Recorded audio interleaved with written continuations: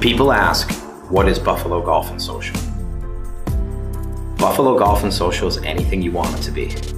It can be the best instruction. It can be a vibe. It can be a hangout with your friends, renting a simulator for 4 hours, playing your own playlist, and putting a game up on the TV. We are about everything and anything pertaining to golf. And most importantly, we are trying to build a community of players and a community of people who love and are dedicated to the game.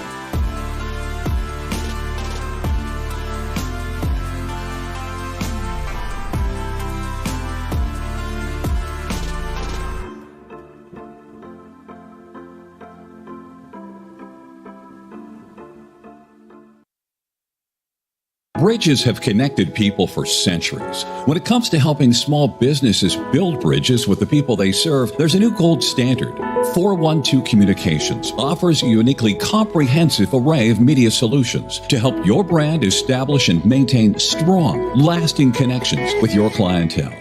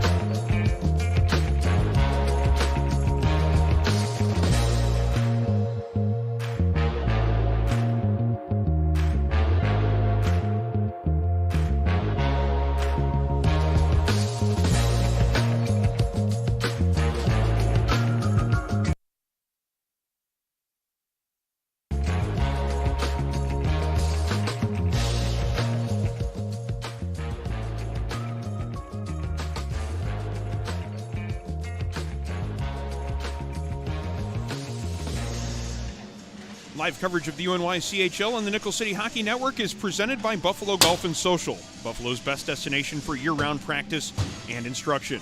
Our coverage locally presented by the Elmira Tea and Coffee House, a cafe with a cause. This broadcast also brought to you by Militello Realty, Western New York's premier commercial real estate broker. Also by West Her, the largest automotive dealership group in New York State. By the Battaglia Marciano Agency, an independent agent for auto, homeowners, commercial, and life insurance.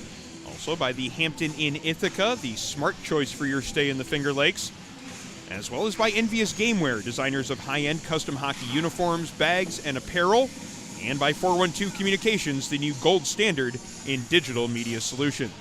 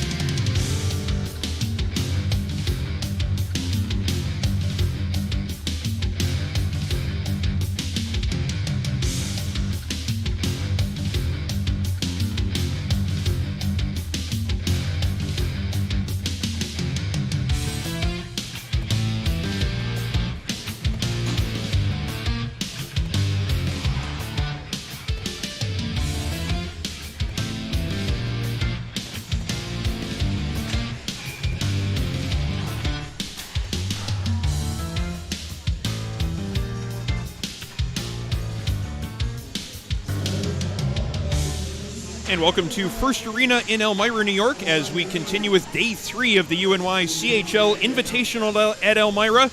This showcase event wrapping up today from First Arena here in downtown Elmira, and we're excited for this game this afternoon. This one's between the Farmingdale State College Rams and the Niagara University Purple Eagles.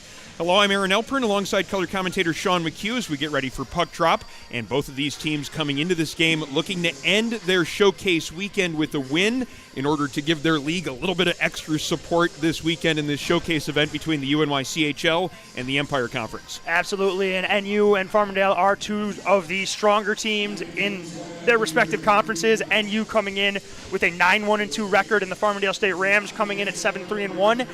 NU is 2-0 in this event, whereas Farmingdale comes in splitting it at 1-1. Farmingdale is 2-0, excuse me. 0-2. They're 0-2, excuse me. I had that mixed up here for a second. So Farmingdale's looking to get on the board here.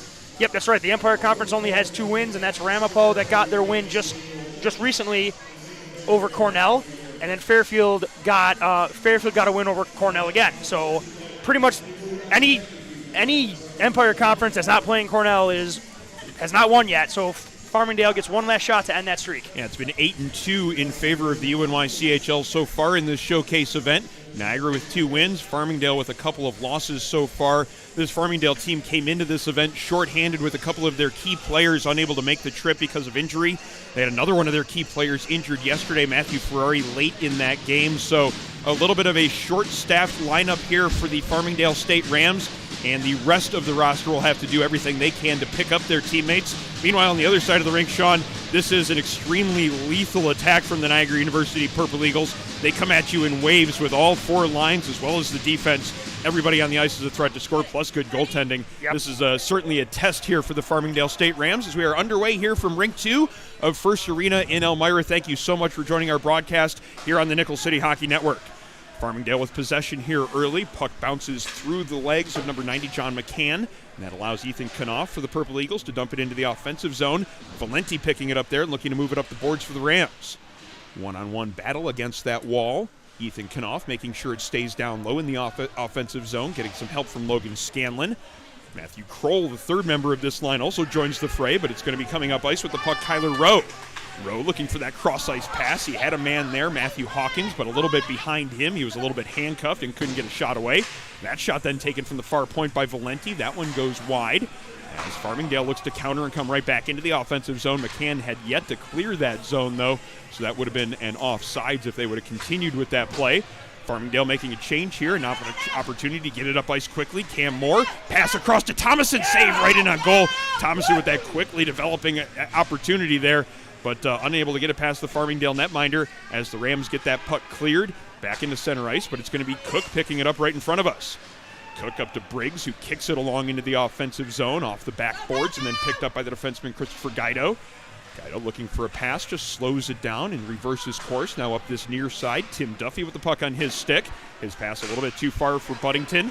And now it's going to be Brady Knopf moving it up ice to Thomason. Thomason to Moore. Moore trying to get that shot through a screen. Blocker arm save made there by DeCanio. Now another opportunity for a shot from just inside the top of the circle as that was Cross letting that one go. DeCanio making the save on that one again. Already some tests here for the Farmingdale State netminder as we're about 1:40 into the action. No score yet between Farmingdale and Niagara. Yep, and we're getting a little bit of back and forth action here. No crazy dangerous scoring chances here. I think both teams have a lot of respect for each other right now. I think we might get a feeling out process for at least the first portion of this opening period. 2 very highly ranked teams nationally coming into this event. Farmingdale, the number 2 team in the country. Niagara, number 4. So certainly an opportunity this weekend to make a statement against difficult competition. Niagara with possession of the puck along their own blue line, but they're unable to get it much past that blue line as Ethan Bohm makes sure it got deep into the offensive zone. Puck kept in at the far wall by the Farmingdale defender, and now an opportunity for Bohm to accept a pass in the high slot, but it's in his skates, and that gives Cross an opportunity to poke it towards the blue line, but it's not out yet. Turnover there in front of the net. Tight shot in on goal. Save is made by Lascelles on that opportunity. Is turning around and firing that shot was Thomas Kolakathis. An opportunity early on here for Farmingdale after Niagara had a couple of opportunities at the other end of the rink. And we're about 2 minutes and change into the action here. Both teams making some changes here as we get ready for a face-off in the Niagara zone. Yeah, and Farmingdale gets the first high danger scoring opportunity here with a good play down low below the goal line, below the dots. A good goaltending there to hold his place by Lavelle, and NU wins the face-off and breaks out. Dumped into the offensive zone by Shabbat. And now this is Kevin Euler putting some pressure on the Farmingdale defender. Euler had 2 goals last night in their win over Quinnipiac. Now the puck played into the neutral zone, but sent right back into the offensive end as P.J. Abbott stepped up from his point position. Ryan Murray now looking to break it out for Farmingdale. Comes up that far wall, poked up in the air and towards the blue line, but it's kept in on the play. Good work there by number 7, as it was not Connor Dunn. That's Damon Thierra making that play. Picked up then in the neutral zone. Shabbat dumping it in, and it's going to be Brisgornia having to start the breakout up the far side. Player loses control of his stick, so he's unable to accept that pass, and that gives Euler a chance to keep it in the zone. Gets it over to Scanlon. Quick shot right in on net. DeCanio making the glove save, holding on for a whistle. A little bit more than 3 minutes gone in period number 1. Niagara with a good fast start here to this game so far, Sean. Yep, definitely a little bit of back and forth here as well. Goaltenders definitely on top of their paint right now, protecting their crease. Both teams really, really eager to shoot, though. Another set play off the face-off, too. Niagara unable to make that set play really work, but they do a good job to keep it just inside the blue line. Scanlon hustling to get back there to that loose puck. DeCanio comes out of his net to play it, but it almost gets around him. Comes up ice now, an opportunity to move it forward. McCann taking a big hit right in front of us. Blake Train stepping in him perfectly. Still, it gets into the offensive zone as Kyler Rowe tries to keep it moving along the near boards. Deflection shot nice as that tip. one's let go from the point. That one bounced right in front of LaSalle. He really had to be careful in order to track that one. Opportunity on the counter play into the offensive zone. Kroll with the hard shot right in goal. DeCanio with the leg save, keeping this one a 0-0 game. 2 teams trading some chances at either end the last few moments. He steered the rebound out of harm's way, too. There were 2 Purple Eagles bearing down hard on the crease right there. Really good save by DeCanio to kick it off to the side to prevent a rebound. Intensity picking up here in this one, about 4 minutes into the action. Pass a little bit too far for its intended target, and it's going to go all the way into the Niagara zone, but no icing as Blake Train stops and looks to carry it up the near side. Pass into the neutral zone. Briggs deflects it along to the blue line, but a good play to step up and move it forward by Valenti. He comes into the offensive zone, drops it off to Duffy. His shot right in on goal. Josh LaSalle with the save. Puck comes out towards the slot, moved forward and played along to the boards by Daniel Rotan. Takes a hit over there right in front of the Niagara bench as the puck comes out towards center ice, where Thomason will pick it up. Thomason to the red line, then just dumps it right in on net. DeCanio sees it bounce in front of him and then right into his catching glove. Sees some Niagara players in the nearby proximity, so he decides not to play it to a defenseman. Covers up for a whistle. We have 15:25 now remaining in the first period. Still no score yet between Niagara and Farmingdale. Yeah, and still waiting for one of those high-danger scoring opportunities where the goalies have to make the great save. They've made good saves, definitely, both of them. Still, both teams looking to stay the perimeter and take the high percentage plays in the feeling out process here, but still doesn't mean we're not having entertaining hockey right now. It's been back and forth from the get-go. Shot taken there after Marcus Bratton made the pass into the slot. Cross's shot didn't quite hit the net, but it's kept in by Riddle on the far side as Niagara putting some pressure on here now behind the net. D-to-D work there behind that cage for Farmingdale as they just try to slow things down and set up their breakout. Pass up the far wing and then in towards the slot. O'Donnell picking it up there and skating it through center ice. Dumps it in, then goes in to give chase himself while LaSalle comes out of the net to play it. It was right onto a Farmingdale stick, though, and he runs into one of the other Farmingdale forwards. Dangerous couple of moments there from Niagara's perspective, but the puck stayed off to the perimeter and didn't get into a real scary area for them. And that was tough because the goaltender went to play the puck behind the net and got tangled up outside of his crease. You're not going to get goaltender interference from behind the net. Luckily, the Purple Eagles defense was on top of their game right there. O'Donnell into the offensive zone, makes a pass into the slot. Ethan Boehm tries to get that backhander in on goal. LaSalle covering that one up, keeping that offensive push from developing too much further. 14:27 now remains here in the first period. Both teams developing some opportunities here in the last few minutes, but still no score yet between the Rams and Purple Eagles. Yep, a lot of the same for the first 5 minutes of the game here. Both teams exchanging some opportunities, but nothing crazy here. The passing hasn't been as crisp as we're used to seeing it from both of these teams just yet. Look for that to change as the game gets later on. Great defense right there. That was number 79. That was Jason Brennan. Great stick in the lane to break up a 2-on-1 right there. Yeah, it was actually 4 guys coming back hard on that play. It was one of those 4 that kept it from being a 2-on-1 like it looked like it would be. That good hustle on the back check making sure that nothing really developed for the Purple Eagles on that rush up ice. Now they have it in the offensive zone, do the Rams, and Murray makes sure it gets down low from his point position. Over here on the near side, Brennan tries to keep it in, but he's unable to do so. And now Murray's going to have to chase back into his own end with some pressure on him from Chabot. Chabot circles away and goes to the bench for a change, so plenty of time and space for Farmingdale to move this one up ice. Drop pass back to Murray, and he makes a cross-ice pass to Brennan. Brennan then plays it forward. It gets into the Niagara zone, but P.J. Abbott's the one to pick it up there. Banks it off the far glass, and here come the Purple Eagles through the neutral zone. Matthew Kroll dumping it in. It changes directions just after he let that one go. DeCanio had to make sure he tracked that one carefully. And now it's Brennan in behind the net looking to feed it up that near wall. Finds Eric Immel with that pass. Immel, though, plays it all the way up that far wall. No icing on this play as Bohm wins that race for the hash marks against the Niagara defenseman. Bohm now doing a good job of creating a loose puck for himself as he takes a hit, and he has two different Niagara players trying to get him off of that puck. Still keeping control of it for a little while until Ethan Knopf carries it into the neutral zone, and then coming back. Good back check pressure as that was number 55, Justin Chavez, doing some work with the stick lift in the neutral zone. Under 13 minutes to go in first period play as Valenti carries it into the offensive end. Makes a move to get around Cook, but he can't maintain possession of it around Abbott behind the net. Puck is fed out of the zone, slowly back into Farmingdale territory. It's going to go far enough for icing, but only barely.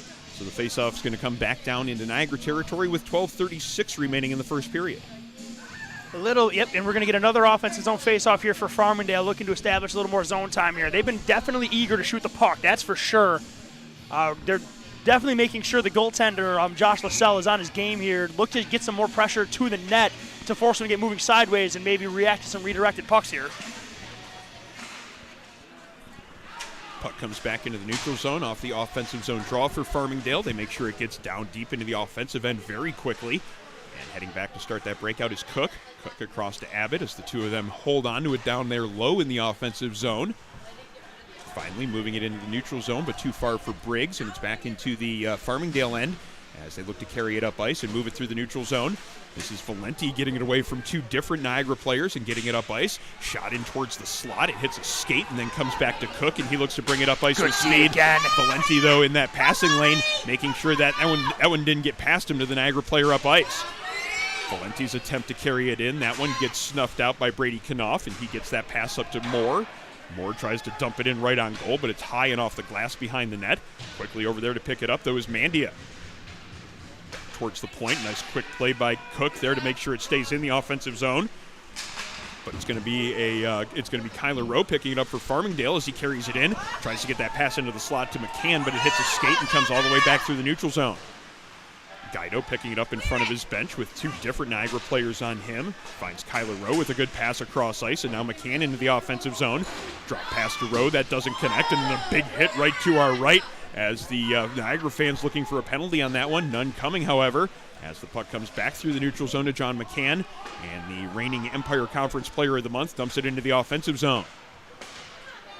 Not a whole lot of time being spent in that offensive end, though, on that rush, as Niagara pretty easily moves it out of the zone. Brady Knopf on the far side tries to get it past McCann, but he loses control of his stick as both Knopf's stick and the puck end up inside Niagara territory. Purple Eagles, though, move it up ice, where it's going to be Jason Brennan settling it down. Cross-ice pass, and now up this near wall. Knocked out of midair and then dumped into the offensive zone by O'Donnell. LaSalle setting it up there and firing a backhand up the far wall, but Buddington's the first one there to it for the Rams. Puck battle then along that far wall as Jason Brennan makes sure it gets down into the corner. Shot right in on goal. Rebound comes out towards Rotan. His shot goes off the backboards and almost comes out the other side to Duffy. Just barely a couple of inches away from that being a glorious opportunity for the Rams. Duffy, though, does settle that puck down. Rips a hard wrist shot over the right arm of the netminder, right into the top corner. It's 1-0 Farmingdale on a snipe of a wrist shot by Tim Duffy. Yeah, Tim Duffy picks up the bouncing puck. A little bit of chaos in front of the Niagara net. Duffy's able to settle it down, in the big man, number 47, Tim Duffy, rips a perfect shot right over the right shoulder of the goaltender, LaSalle.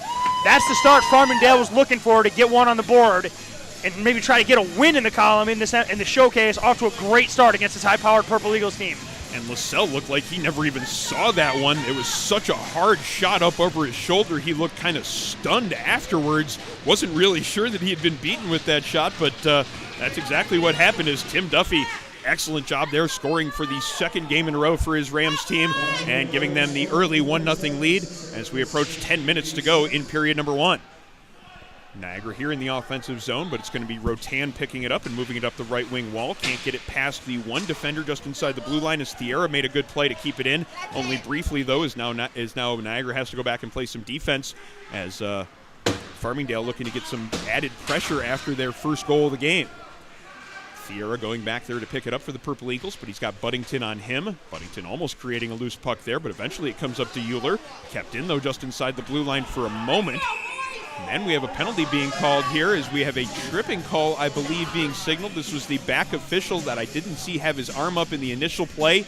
And it's going to be Thierra heading to the penalty box for this penalty. It's a tripping call, as I suggested. So a chance on the power play now for Farmingdale. They've gotten the most recent goal, the only goal here of the game so far. Tim Duffy with that one about a minute ago, and now his Rams unit gets the chance with the power play. Yep, and an opportunity to, pad a lead here for Farmingdale, get some confidence as well. So the opportunity is open for Farmingdale to take some control of this game early, which that's something they like to do. You can exert some control over a team like Niagara, all the more power to you, and Farmingdale's going to look to take advantage of that opportunity right here. They win control of the faceoff to start off this power play. Starting to work it around the perimeter, then in towards the slot. Nice little setup there as Ethan Boehm had plenty of time and space to get that shot away. Josh Lascelles doing a good job to make that stop. Clearing attempt is intercepted. Another chance from in tight as Ethan Boehm with the second chance. Lascelles again being asked to make another save. Opportunity right in front of the net as Lascelles made an initial save on that shot from the point. There was a rebound that the Farmingdale player was unable to get to. Some good defensive work by P.J. Abbott to make sure his man was tied up. And a good start to this power play for the first 27 seconds of it for Farmingdale. Yep, and that was exactly how the first goal happened for Farmingdale. Just a lot of pinballing around in front of the net, and Farmingdale was able to gather it and get a shot through traffic. Farmingdale came very close to hitting that again, but Lascelles saw the puck this time, was able to make the save. And look again, another quick shot here by Farmingdale. They went to the shooting range today, and they're just letting it go from everywhere so far. Puck is hoisted through the neutral zone and all the way back into Farmingdale territory. The goalie got Ethan Knopf to put on a fake, and he went down. Valenti now carries it up ice. He gets it into the offensive zone with 1:16 to go on the Farmingdale power play. Ethan Knopf, though, finding a loose puck on that far boards and sending it back through the neutral zone. Now John McCann goes back behind his net to start the breakout yet again with 1:05 to go in this Rams man advantage. McCann just stopping in behind the net, allowing a teammate to come and pick it up. And now coming up this near side boards is the goal scorer, Tim Duffy. Duffy gains the blue line, now gets wide and stops in the corner, looks to make a pass, but he takes a hit from Blake Train. That forces a loose puck, and Stumpo tries to get it out of the zone, but it's knocked out in midair by Kyler Rowe. Back to the point as Murray gets it back to Rowe here in the near corner. They don't quite connect on that pass, and Rowe has to battle against Stumpo for that loose puck in the corner. Sorry, that's DiMatteo there in the far corner trying to dig that puck free for Niagara. A couple of players from each side digging away at that loose puck. Niagara doing a good job of killing off time on this penalty if they keep it pinned to the boards like that. Eventually, Duffy dislodges it and gets it back to Murray. Murray back to Duffy along that far hash mark, looking for a pass through the slot. Eventually goes back to the midpoint. Now over to Buddington on the far side. Hits the referee and behind that net. That's going to give Niagara a chance to get the clear, but they can't get it past the one player. Now back to the point to Murray. Murray along to Buddington as we have 3 seconds remaining on this power play. Pass it behind the net. Duffy picking it up there, looking for an opportunity to move it in front. Niagara penalty has expired as they pick up control of the puck. A defender falls. This could be some numbers and an opportunity for a rush for Thierra. Thierra from the backhand to the forehand, but a good poke check as the netminder DeCanio made sure that move wasn't going to happen. Picking up the puck is Louis Chabot, and he gets it back to the point to Cook. He takes a hit as he lets that shot go. It misses the near post wide. Kevin Euler, though, finding the rebound and keeping it going in the offensive zone for the Purple Eagles. 7 minutes and change remaining in first period play. Farmingdale with the early lead in this one. They got the goal about 5 minutes ago here in the action.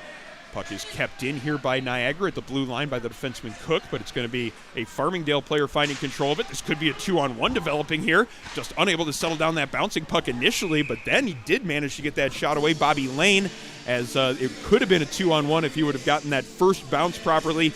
He eventually did get the proper angle on it, fired that shot in on Lascelles, who makes the save and hangs on for a whistle. We have under 7 minutes to go in the first period. Farmingdale with the 1-0 lead. Yep, and Farmingdale got a definite jolt here from that goal, but Niagara hasn't slowed down at all. Great power move there to get the goal scoring chance here. Here comes Chad Moore, and Ooh, got away with a slash there, too. Yeah, Brisgornia and Moore battling for that puck that could have been a rush opportunity, maybe a breakaway for Moore if that one comes off properly for him. Abbott just blew a clearing slap shot right off of Justin Chavez. He had to shake his ankle off right there. That hurt. Yeah, he's still moving, though, He's as the fine. He's a breakout hockey starts, player. and he's got certainly doesn't seem to be in any discomfort. He's a tough hockey player. That's not going to slow him down. That pass intended for him, though, was about 2 strides behind him. It goes off the boards and then all the way down for icing. So 6:20 now remains in the first period. And now Niagara's going to get the offensive zone draw coming up. Yep, and Niagara definitely want to get some offense going here. They have not played anything close to a bad period, but the momentum is tilted in the favor of Farmingdale right now. You know, Niagara's set for a shot right here. Set play off the draw, but it's blocked as Moore lets that wrist shot go. And now it's moved into center ice by Bobby Lane as Moore picks it up and sends it right back into the offensive end. DeCanio setting it up for his defenseman, Christopher Guido. Guido up these near boards, but it doesn't come out of the zone as Wojciechowski steps in to keep it in. Shot then taken by Moore from the face-off dot on the near circle. Save made by DeCanio. Wojciechowski letting a second shot go. That one looked like it changed directions just in front of the Farmingdale netminder before going up and over the net. Battle over there on that far wall. P.J. Abbott coming out of the pile with it, then firing a shot. He's still tangled up with the Farmingdale players. The two of them continue to go back at each other in the Farmingdale zone. As now you see 2 different Farmingdale players converging on P.J. Abbott as there were a bunch of sticks and arms tangled up with each other. I'm going to be interested to see how the referees call this one. They got P.J. Abbott's heading to the bench. No, they didn't. I think they're just telling the players to get off. Oh wait, no. They gave Brisgornia a penalty here on this play. Actually, they gave 2 different players from Farmingdale penalties. I'll be interested to see whether or not they pull P.J. Abbott off the bench to make him serve 2 minutes as well. He got off the ice awfully quickly, so he's actually got his helmet off there on the bench as he's trying to make some sort of adjustment to it. The referee there right in close proximity telling him he's got to go serve a penalty. Yep. So eventually they'll get that one sorted out, but this, with 2 players in the box for Farmingdale, this could be a Niagara man advantage coming up. Yes, this would be big for them too. This is exactly what they need. Yep, Abbott is going to the box, but having said that, 2 Farmingdale Rams are headed to the box, so NU's definitely getting a power play out of this. 5:40 remains in period number 1 as the referees are over there sorting out this call, but it certainly from what we're seeing in front of us based on the people that are in the penalty box currently, this looks like a power play coming up for the Farmingdale State Rams. Certainly thank you for joining our live coverage on the Nickel City Hockey Network of the UNYCHL Invitational at Elmira. And our coverage of the UNYCHL is presented by Buffalo Golf and Social, Western New York's best destination for year-round practice and instruction. Our coverage locally brought to you by the Elmira Tea and Coffee House, a cafe with a cause. This broadcast also supported by Militello Realty, Western New York's premier commercial real estate broker, by Westher Auto, the largest automotive dealership group in New York State, by the Battaglia Marciano Agency, an independent agent for auto, homeowners, commercial, and life insurance. Also by the Hampton Inn Ithaca, the smart choice for your stay in the Finger Lakes. By Envious Gameware, designers of high-end custom hockey uniforms, bags, and apparel. And by 412 Communications, the new gold standard in digital media solutions. Seems that they have the penalties sorted out on the far side. There are 2 minutes up on the board right now with number 7, John Brisgornia, assigned to that penalty. A couple of different players in the box for Farmingdale, so we're going to get a 5-on-4 coming up here in favor of the Niagara Purple Eagles. Big chance for them to get even here in this game. Absolutely, and it's just what they needed. They're going to have to do it without P.J. Abbott, one of their most lethal point men, but they're sending out Cook. They're sending out Cook out there, as well as DiMatteo.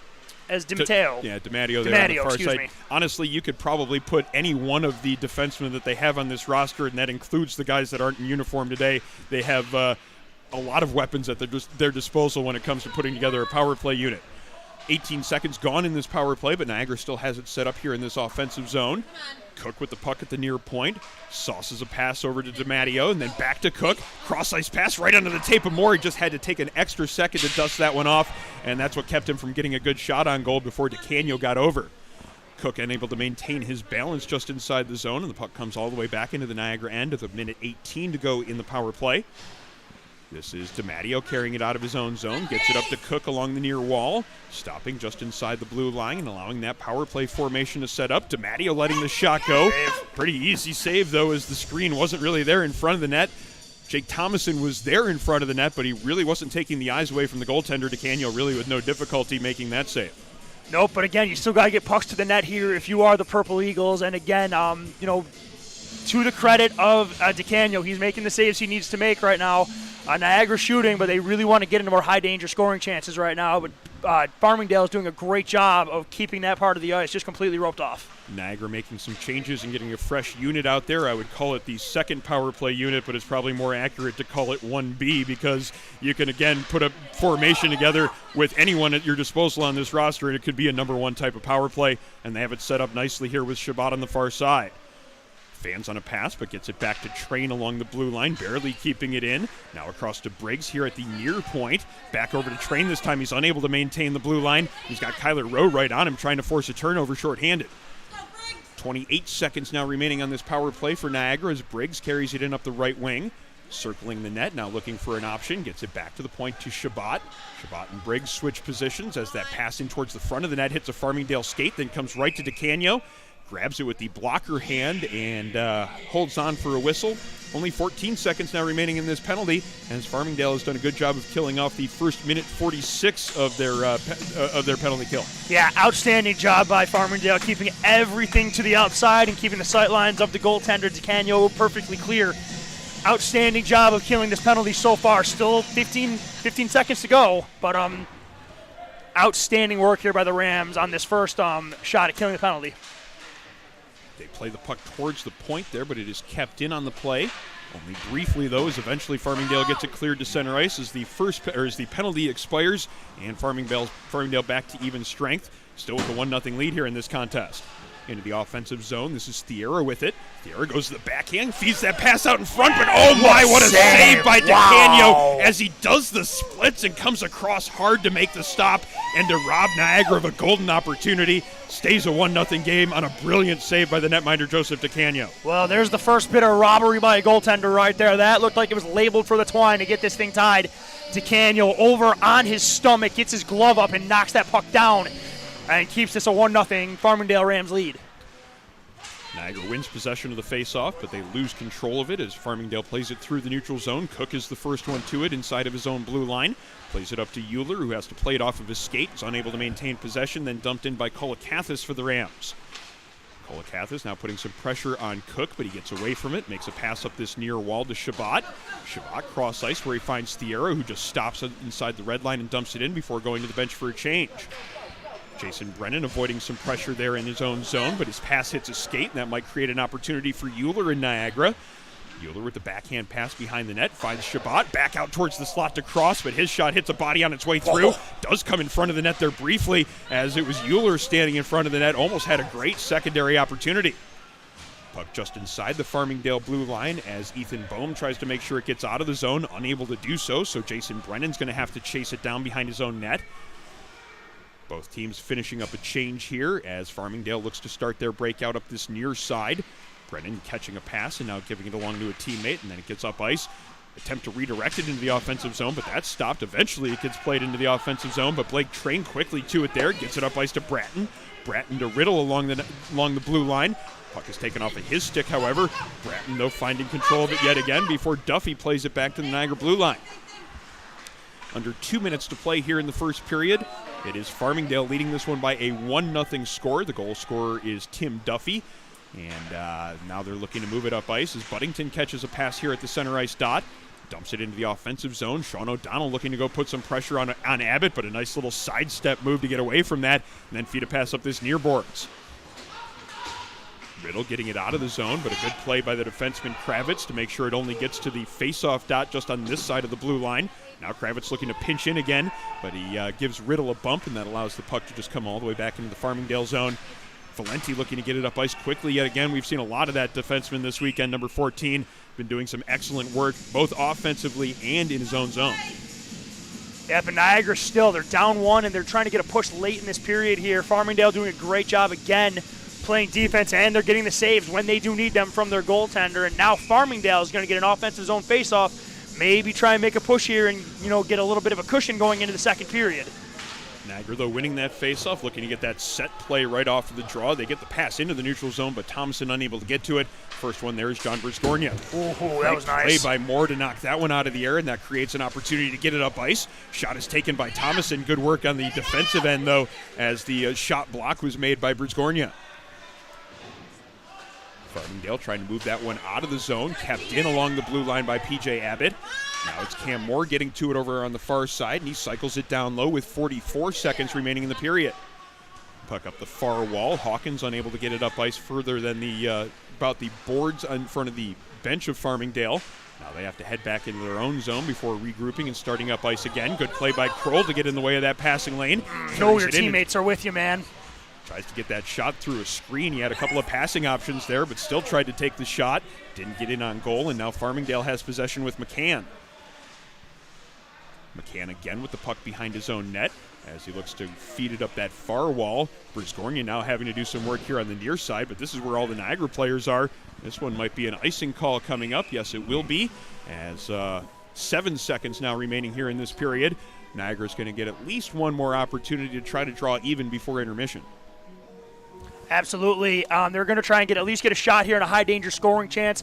We know Niagara likes to use shooters like Chad Moore or Kroll or anybody off behind the centerman to try and get a quick shot here. They tried it once in and Farmingdale was all over it, clogging that lane, but they're set up for it again right here. They win the face-off. Let's see what they can do with that. Nice work, though. Farmingdale getting that shot blocked. 2 seconds. Is there enough time to get a shot away? There is, but LaSalle makes the save as Kyler Rowe with that opportunity to get it up ice and to let a shot go just before the horn went. Good save made by LaSalle to keep this one a 1-0 game after 20 minutes. An entertaining 20 minutes, I would say, Sean, as it was Farmingdale getting the only goal of the period. Yeah, I mean, this low scoring doesn't tell the story about what an entertaining period that really was. Both teams, back and forth. Both teams getting lots of shots, a couple power plays to go, some great scoring chances, some hits too as well. We got a lot of what we were looking for, and I expect the intensity just to ratchet up even to another level going into the second period. Certainly appreciate you joining us for our coverage of the Invitational at Elmira, and this showcase event wrapping up here on day 3. This game between Farmingdale and Niagara is 20 minutes in the book, and it's a 1-0 lead for the team from the Empire Conference, the Farmingdale State Rams. Nickel City Hockey Network coverage of the UNYCHL is presented by Buffalo Golf & Social, Buffalo's best destination for year-round practice and instruction. Simulators, leagues, lessons, Buffalo Golf & Social is Western New York's leading indoor golf facility. Also have a great selection of beer and wine, so it's the perfect place to sit and watch golf with others who love the game. Locations in downtown Buffalo and in Orchard Park. Book your next event at Buffalo Golf & Social. Our coverage locally has been brought to you by the Elmira Tea and Coffee House, a cafe with a cause. Located just steps from First Arena here in downtown Elmira. They've been brewing up hockey-themed specials all weekend long. They're open until 4 o'clock this afternoon. Be sure to stop by for your afternoon cup of coffee. Broadcast also brought to you by Militello Realty, Western New York's premier commercial real estate broker. To buy, sell, or lease any office, industrial, retail, or investment property, trust the unparalleled knowledge and experience of Militello Realty. Also by West Her Auto, the largest automotive dealership group in the state of New York. Selling over 50,000 pre-owned cars and new cars every year to customers in Buffalo, Rochester, and Syracuse. West Her Auto is dedicated to absolute excellence in customer service. Our broadcast also brought to you by the Battaglia Marciano Agency, an independent agent for auto, homeowners, commercial, and life insurance. The Battaglia Marciano Agency has been providing peace of mind for Western New Yorkers for 35 years. Our coverage also brought to you by the Hampton Inn Ithaca. It is the smart choice for your stay for your next trip to the Finger Lakes. Whether you're visiting kids at college, in town for business, or just passing through, be sure to consider the Hampton Inn Ithaca for your next stay in the Finger Lakes. Our coverage also supported by Envious Gameware, designers of high-end custom hockey uniforms, bags, and apparel. The thinking of look good, feel good, play good goes into every Envious jersey design. Find them online, enviousgameware.com, to get your team a look to be envious of. And our broadcast is brought to you by 412 Communications, the new gold standard in digital media solutions, offering consultation for web and graphic design, social media, writing and editing services, multimedia solutions, and much more. Visit 412communications.com to learn how they can help your brand build bridges with the people you serve. We have 20 minutes in the book here from Rink 2 of First Arena in Elmira, and it is a 1-0 lead for the Farmingdale State Rams over the Niagara University Purple Eagles. We're going to step away for the first intermission, but we'll be back in about 10 minutes with period number 2.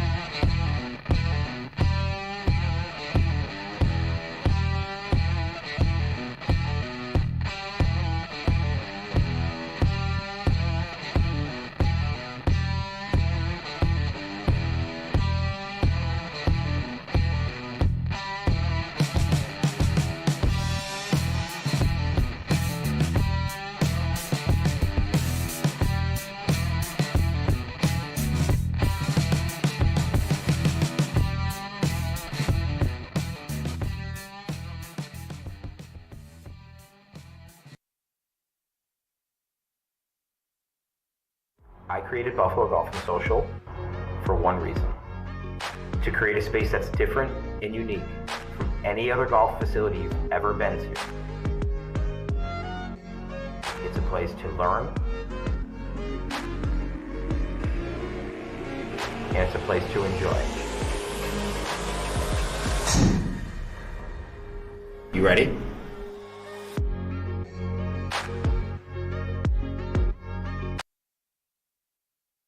Bridges have connected people for centuries. When it comes to helping small businesses build bridges with the people they serve, there's a new gold standard. 412 Communications offers a uniquely comprehensive array of media solutions to help your brand establish and maintain strong, lasting connections with your clientele.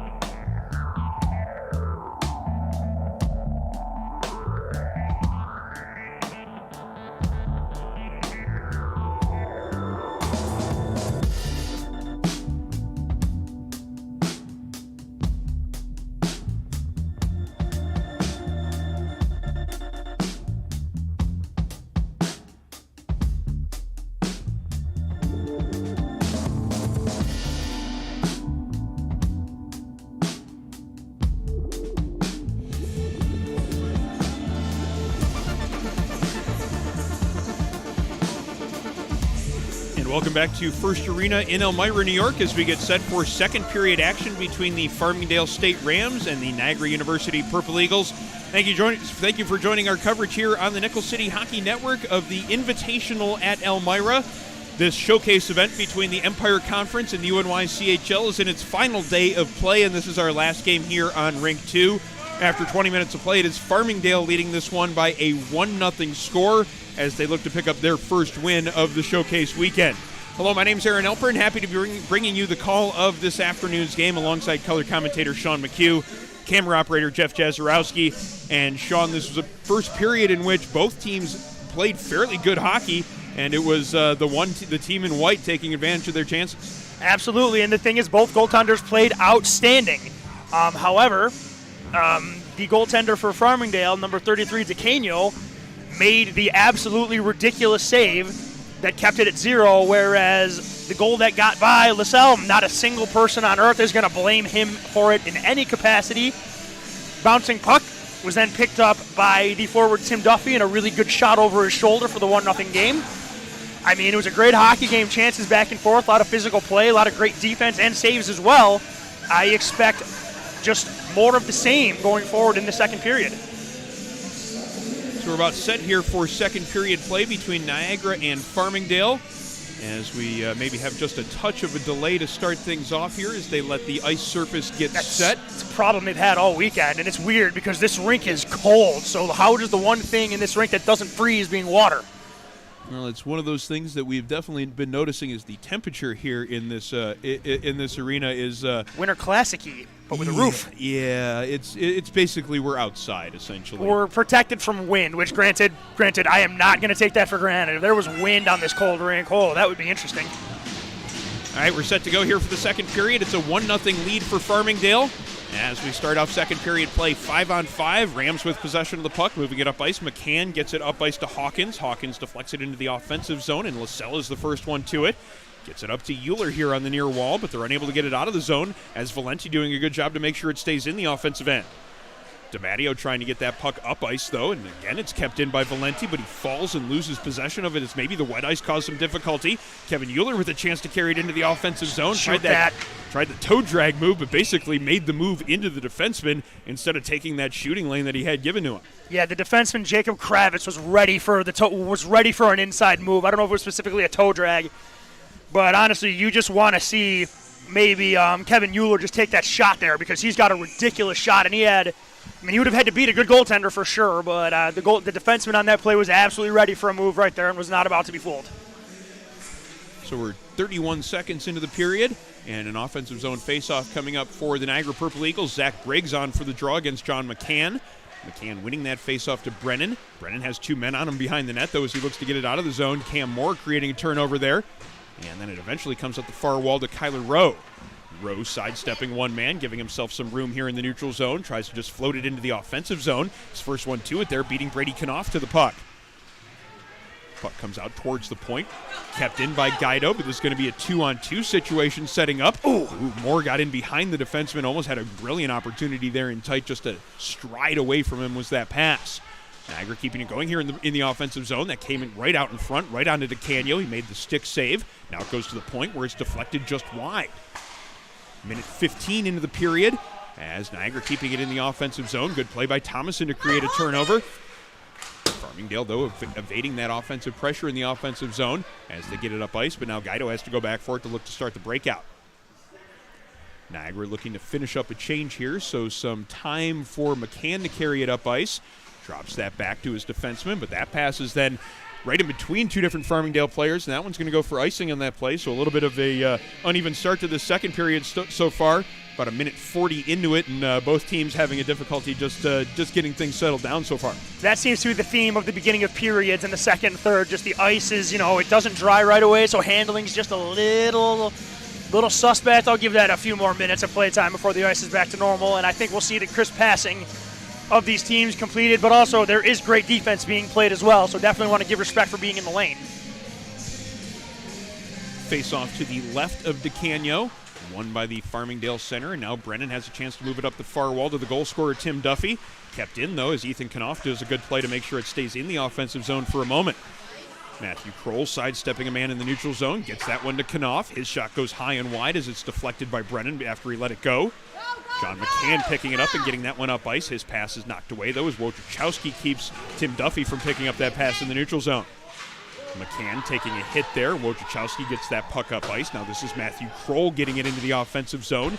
He takes a little bit of a bump from Guido as the physicality picking up here in this game. Nothing over the line quite yet, but certainly a little bit of physicality from both sides. Both of these teams certainly don't mind throwing the body around. No, they don't mind being hit either. These are two teams that like to play a physical brand of hockey, and they're going to welcome it from both sides here. And like you said, Aaron, it has been squeaky clean the whole game. Hawkins gets knocked down here along the near boards. Him and Abbott go back at each other, just as we were saying how clean the game was. It gets kind of close to the edge there. Puck played into the neutral zone. Niagara finding possession of it there, sending it right back into the offensive zone. And this is Aiden Wojciechowski putting the pressure on the defenseman himself. Puck comes up the near wall. Cross finding it in the neutral zone. Gets it to Bratton. Now quickly into the offensive zone come the Purple Eagles. Riddle stopping to get away from one man there. Stops along those near boards and gets it back to the point. Train making sure it stays in the offensive zone. He had a man right on him, though. Now it's going to be an opportunity down low. Bratton just fanning on that one-time attempt as Riddle set him up perfectly there on the far post. Loose puck in this near corner, comes back to the point to Abbott. He loads up that slap shot, doesn't get as much on it as he would have wanted to. Hits a Farmingdale defenseman and then ends up in the other corner. Now P.J. Abbott jumping up again to make sure this one stays in the offensive zone. Collides with a player there. Sean O'Donnell laying that hit on him. The physicality continues to ramp up here in this action. About 4 minutes into the play here in the second period as the puck's still here in the offensive zone for Niagara. Comes out across the blue line where P.J. Abbott goes back for it, sends it into the offensive zone, then goes for a change. Looked like he actually forgot which bench was his. He was going towards the far bench, then had to recircle to get back towards where he was going. Kevin Euler with a one-time attempt. That goes wide, but it's still moving here in the offensive zone for Shabbat. Shabbat with two men on him, but still manages to peel away and fire a shot, just missing the net, hitting the glass. Man, this is a war of attrition right now. These two teams are just going at each other, but all the plays that are happening in the Farmingdale end, but the bodies are just tumbling right now. Farmingdale trying to get that breakout executed. A little bit of a sloppy pass. There was almost a great opportunity in a dangerous area as that pass was behind its man right in front of the net. Kept in here by Niagara as they've had a good little bit of zone time here for the last few moments. They get it down in front, and they get an opportunity in tight, and it's Kevin Euler putting it home. Puck changed directions just a little bit there. DeCanio had it tracking in one direction, came out in a different direction. Kevin Euler takes advantage of that chance, and it's now a 1-1 hockey game. Just like the first goal for Farmingdale, the puck was bouncing around in front of the net, and it was just a matter of which Niagara forward was going to get their stick on it before defenseman did. Euler got his stick on it and finally was able to solve the puzzle that was Joseph DeCanio. So we are in for one of those games, Aaron, just what team is going to stick with it just long enough to get the last poke at it before it goes in. Niagara draws even. We have a 1-1 hockey game with 15:30 to go in the second period. We were expecting this one to be a good battle between two of the top teams in the country, and so far we have been treated to exactly that. Farmingdale with a chance to get something going down low in the offensive zone. That pass just barely missing its intended target. Could have been a great opportunity out for a backdoor play there. Back into the Farmingdale end. And now this is Brisgornia looking to start it. Stops in behind his net. Now he has some more room to work with here over here on this side, but a little bit of a mishandle, and that could be something for Niagara to develop with. Briggs takes a shot, but it gets deflected wide. Puck is then deflected up into the air. It goes into the protective netting just inside that near corner, so we have a stoppage in play and another face-off coming up inside the Rams' territory. Excitement is picking up here just a little bit after Niagara gets the game-tying goal just about a minute ago. Yep, absolutely. And again, Niagara, they had some juice going into this second period right now, and they got their goal, and now that juice probably has some more sugar locked into it as well because they are just flying. And another great butt-end save there by the goaltender DeCanio. Moore with that shot right off the draw. Another set play for Niagara as they've developed a couple of opportunities off of those. Now they have it down low as Moore tries to get that one out in front. Brisgornia taking him off of that one, but it's kept in at the point by Brady Knopf. His shot doesn't get through as it hits Kolkathis in the midsection. Kept in again by Brady Knopf here at this near point. Second opportunity does get past him, and now an opportunity to get up ice for Ethan Boehm. Boehm tries to go through the legs of the defender, almost does get away with that one. Cook barely getting the skate on that to keep that move from materializing. As we're a little bit more than 5 minutes gone here in second period action, the intensity starting to ratchet up here. That's not going to work today. Moore tries to get that one through the man in the neutral zone. Good defensive play by the Farmingdale player to create a loose puck, and now it's back into the Niagara end. Pass is just barely out of the reach of Moore. No icing, though, as Kroll wins the foot race to the hash marks. Kroll then finds a trailer coming in late. Scanlon letting that shot go. Great save by DeCanio as Logan Scanlon came into the offensive zone with a head of steam, and he put it in behind that shot, but DeCanio making the save, keeping this one a 1-1 hockey game. Yeah, but DeCanio definitely did not have an easy time with that very hard shot right there. He got it in his butterfly, but he had to kind of crunch over and make sure it didn't get through him because that puck was coming on him hot. He might have had to pinch that between his arm and his leg and then had to lean over to make sure it didn't drop to the ice because there were 2 Purple Eagles bearing down hard on the goal crease right there. Scanlon winning a battle for a loose puck in behind the net. He gets knocked down twice in the process. Comes out in front of the net and then quickly down low. Scanlon with a chance in tight after Ethan Knopf found him with a great pass there down low. Yeah, Niagara is doing outstanding work now below the goal line. And the thing is, it's not like Farmingdale's giving it to them. They're going in there and they are taking the abuse. They are paying the price. They're getting whacked. They're getting checked. They're getting shoved around. They're eating glass right now, getting shoved into the boards. Niagara's just ready, willing, and able to take that on every single time they have the puck, and they have possessed just about every second of offense in the second period right now. 7 players on the ice there for Niagara as referee making them finish their line change. Finally, they get a couple of people off the ice, and we're ready for this face-off in that far dot. Farmingdale winning control of that one after McCann wins the draw. Now up ice to Kyler Rowe. Rowe tries to give it back to McCann, but it's a little bit behind him, and now Blake Train dumps it back into the Farmingdale zone. Comes back out to Train at center ice, sent right back in across the blue line. Picked up there by Valenti, the big Farmingdale defender, and he's got a head of steam through the neutral zone. Winds up and fakes the slap shot, then loses control of the puck. And now it's picked up by DiMatteo as he looks to carry it up ice. DiMatteo to Ethan Knopf. He takes a bump there from the defender. Good hit there to dislodge him from that puck. And now Valenti looks to get it back up ice as the two teams trading rushes back and forth. John McCann with control of it in that far corner. He takes a hit from Blake Train. And now up ice comes Logan Scanlon for the Purple Eagles as a couple of people's colliding with each other in behind the play. Cleanliness might be a little dirty here. Fans to our right calling for a penalty. None forthcoming, however, as it's dumped into the offensive zone by Valenti.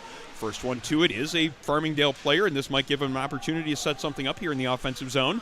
Rowe does get that pass back. Come on, ref! Player gets knocked down there inside the Niagara zone behind the play. Ref nearby doesn't make a call. You hear a lot of yelling for a penalty here as the player is down there, and it appears to be Ethan Knopf who is injured on that play. Play was whistled down, but no penalty was called as we have 12:28 now remaining in the second period, and they're calling for the trainer to come out and tend to this injured player.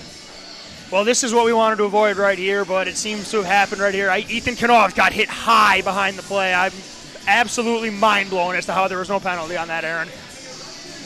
The trainer coming out to tend to him here, as this is obviously a key player for the Niagara Purple Eagles. He was their leading scorer last year, already off to a good start this season. Ethan Knopf, obviously a player that Niagara wouldn't want to lose in this situation. There is going to be a penalty that is called, though. There is a player in the box for Farmingdale. Good, they got it then, so that's good.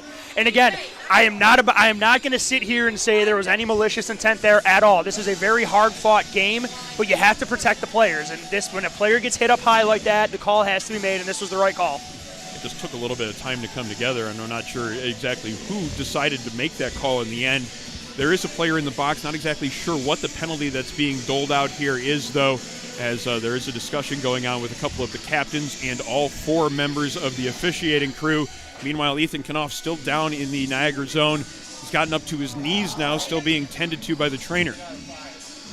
Good to see Ethan up and able to skate off. He's woozy, but he's getting off under his own power. Yeah, he has the hand on the back of his neck, so certainly some discomfort there up around the head, neck, and shoulder area.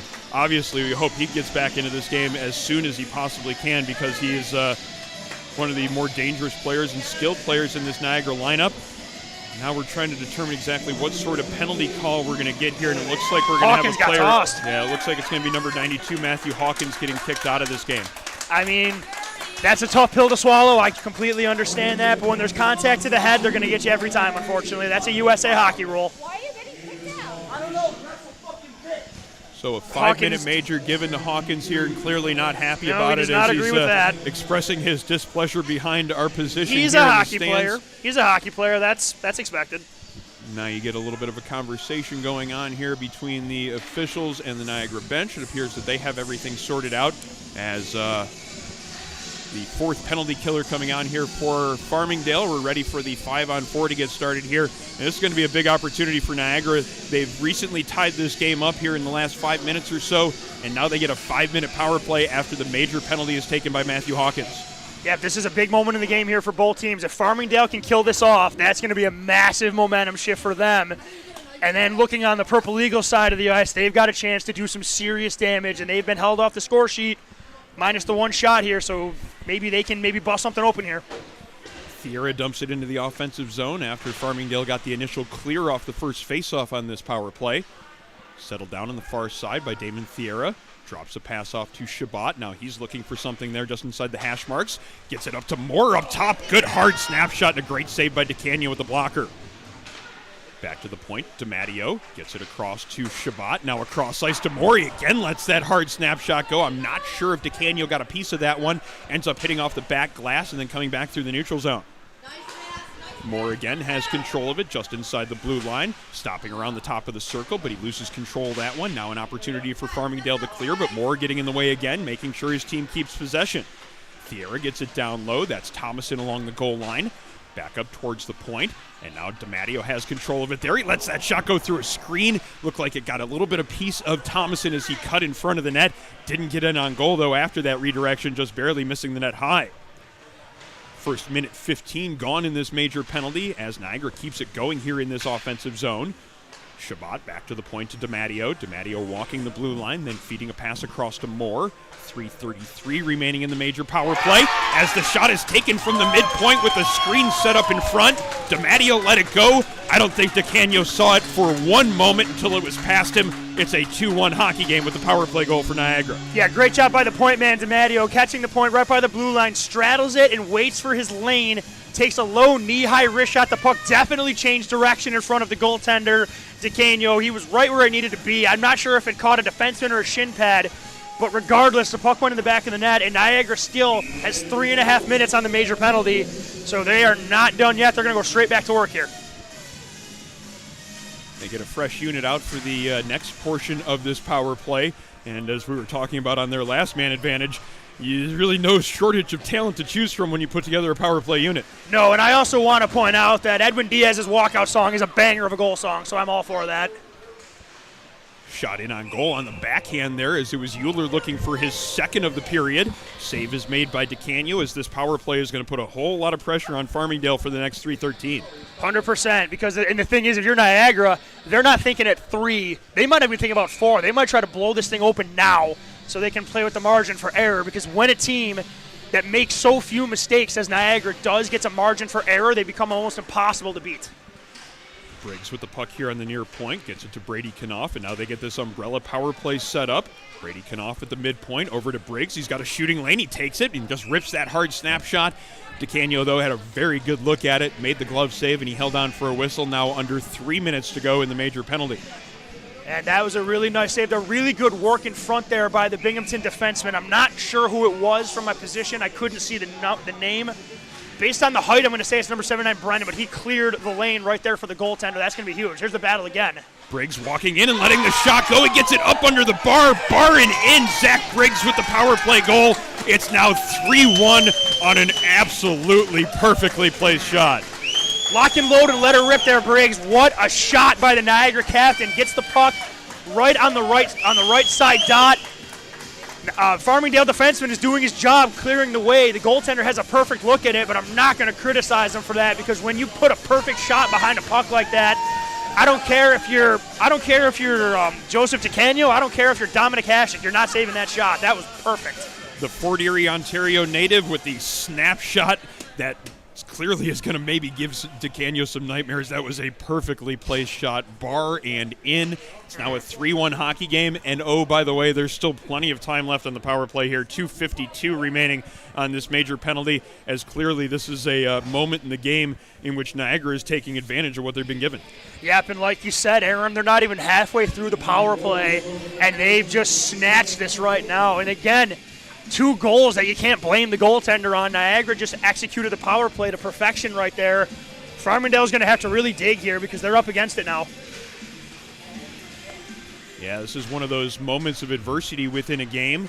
You know that there was definitely some disagreement with the major penalty call that was given to Hawkins, and now they've given up a goal or 2 goals already here on this man advantage. So now it's a moment where Farmingdale's going to have to dig deep and deal with this adversity and keep playing in order to deal with this difficult Niagara Purple Eagles team.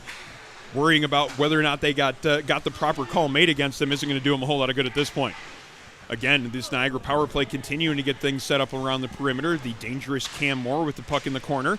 Gets the puck back from Thierra, now feeds it back to the point to the first power play goal scorer, DiMatteo. A little bit of difficulty handling that one along the blue line. Now he has to go back into the neutral zone before Niagara's able to get it back into the offensive end. They quickly do, though, as Moore lets a shot go. Good shot block there as the defenseman getting the foot in the way of that one. Valenti making sure that one didn't get in on goal. DiMatteo then bringing it back in across the blue line. Stops and pivots back towards the blue line, then gives a cross-ice pass to Shabbat. Shabbat back to DiMatteo. Cross-ice pass, looking for that one-timer from Moore, but a perfect read there by Valenti. Now he comes into the offensive zone with speed and numbers. That's not the play. Takes that slap shot, but was a little bit off balance letting that one go, and it ends up coming back through the neutral zone. This is a 3-on-1 on the power play. Cross to Briggs, back in front of the net. Unable to handle that pass, though, was number 27 on the play. Just unable to hold on to that one was Louis Shabbat. Shabbat goes for a change as the power play continues with 1:24 remaining on it. Briggs with the puck here at the top of the circle, loses control of it briefly and then gets it to Brady Knopf. Knopf stopping and then feeding it along to Kevin Euler on the far wall. Looked like Farmingdale was looking for that cross-ice pass through the high slot. They got a stick in the way and then got that puck cleared down into Niagara territory. Trying to get a change in here, though. Let's see if Niagara can catch them on that change. Kevin Euler circling the net. He takes a little bit of a stick slash there, but still maintains control of it and gets it back to Brady Knopf. Zach Briggs, though, plays it with a skate down low. Now Logan Scanlon has it with 50 seconds remaining in this major penalty. Scanlon fanning on a pass, but Niagara keeps control of it as Kroll skates to get it. Back to the point now to Briggs. Briggs back over to Kroll. He tries to go backhand to forehand as he accepts that pass. Has to stop and start to make sure he keeps the puck inside the zone. Kroll with it again. Gets it to Scanlon. Now up to the midpoint. Brady Knopf shot. That one goes just wide. He had a man streaking towards that post to try to get the redirection. Just unable to get a stick on it. Briggs keeps it in. Back to the midpoint. Brady Knopf walking the blue line. Switching directions, him and Scanlon playing catch. Knopf shot through a maze of bodies in front of the net, and a nice save by DeCanio, as there was definitely a screen and some difficulty to see that one coming in from the point. Nice save by number 33, DeCanio, as he has been very good here in this one, despite the 3 goals he's given up. Yeah, DeCanio has been outstanding. I mean, all 3 of the Niagara Purple Eagles goals he couldn't do a thing about him. I mean, the only goal you can blame even a little on him was probably the best shot we've seen, one of the best shots we've seen all weekend. And the only reason we say that is maybe the butt end of his stick could get it if he flinches the right way, but I feel like I'm grasping at straws with that. Penalty just about expired here, but Niagara is still able to get 2 goals on this 5-minute power play, and that's why they have a 3-1 lead now. They still have the puck here in the offensive zone, and as McCann tries to get it out up the near wall, Stumpo walking in from his point position to make sure it stays in the offensive zone. Jason Brennan's now going to be tasked with having to start the breakout, but there are 2 Niagara players on him, and Nick Mandia fires a shot from along the goal line. That one misses the net, but it's kept in by Stumpo. Niagara has seized control here of this game, having the benefit of that 5-minute power play. In the aftermath of that power play, they've just been camped out here in this offensive zone. Brennan back to pick it up for Farmingdale. Pass up the far wall. Bohm unable to get it out of the zone. Now Mandia with the pass in front of the net. Tried to get it to Riddle. A defenseman there for Farmingdale just getting enough of Riddle there to keep him from getting that shot in on goal. Looks like that puck might have come across the blue line, but no offsides is called as Niagara maintains the zone. This is Riddle trying to make something happen as he battles against 2 different Farmingdale players. Does manage to get it away from them. Now Cross carrying it out of the corner. Tries to get a shot through, but it's deflected on its way in. And then back into the neutral zone where Blake Train goes back for it. Train and Stumpo exchange passes, and now Stumpo circles the net before feeding a pass up this near wall. Cam Moore picks it up and carries it into the offensive zone with speed, lets the shot go right into the midsection of DeCanio, maybe up in the upper right arm section, but a good save and a good work to pin that save to his chest and make sure there was no second opportunity. Stays a 3-1 game as we have 6 minutes and change to play in the second period. Yeah, but here we go, another offensive zone face-off for Niagara. They have the ice is tilted almost at a 90-degree angle into the Farmingdale end right now. Shot coming in from the point. Wojciechowski letting that one go, but it goes just wide. Now a battle for a loose puck in behind the net. DeCanio looking over his left shoulder, but it was over his right shoulder. Fortunate for him that a Niagara player didn't see that and get it out in front. Buddington up ice quickly. A nice sidestep move to get away from P.J. Abbott. This could result in a scoring opportunity as Duffy tries to pill it out from behind the goal line and get it in on net, but a good defensive play to keep him from doing so. Jake Thomason back in the opposite direction, fires a shot through a screen, stick and leg save made by DeCanio. Puck jumps over the stick of Aiden Wojciechowski, and then it's dumped in by Niagara, but plenty of time here now for Farmingdale as they have this entire left side of the ice available to them as Niagara is making a change. Purple Eagles getting 4 men back, though, defensively as it's brought into the offensive zone. A little bit of contact in behind the net as it comes up the far wall to Shabbat. Shabbat quickly up ice. Now Euler might have a step on the defender, but he falls on the play as it was good play by Valenti to get back into position. Could have been a nice little one-on-one battle, and now the two 14s are tied up in the corner, and the referee right there is going to take them both to the penalty box, but they want to continue with this scrap, it seems. I don't know why the referees were letting them stay tied up like that. That was the only way that was going to develop into something bad, but they just wanted to stand there and watch. And that's literally, not only that, not only does that not stop it, but when a ref circles around two players, that's almost a signal to say drop them and throw them, which we don't do that in this league. So the refs need to get in there. I mean, it's a physical game. Let them talk it out. But when there's two very large human beings that are mad at each other behind the play, Euler tried to sneak off the ice right there. I don't know how Kevin Euler thought that nobody was going to realize he was part of that altercation, but he did try to climb onto the bench, and the linesman grabbed him by the back of the jersey and made sure he was escorted to the penalty box. Now it appears he wants to continue the conversation with the Farmingdale player. Those are two big men right there. I don't think we've seen the last of this. Puck here in the neutral zone as we have 4-on-4 play for the next 2 minutes. Damon Thierra using that available ice to get some speed going through the neutral zone. Comes into the offensive end 1-on-4, but he seems to have all the speed here in this opportunity. Almost sidesteps all of those players to get it in that near post. That almost killed me. Just barely fanned on that opportunity, but a great individual effort to create something there on that rush for Damon Thierra. That was absolute insanity there by Damon Thierra, and he took his life into his own hands right there, because you try that toe-heel pull and drag move, he jumped through two guys. If one of those defensemen was able to lock on him, we literally would have had a Wile E. Coyote scenario where he slams into the side of the glass and slowly trickles down.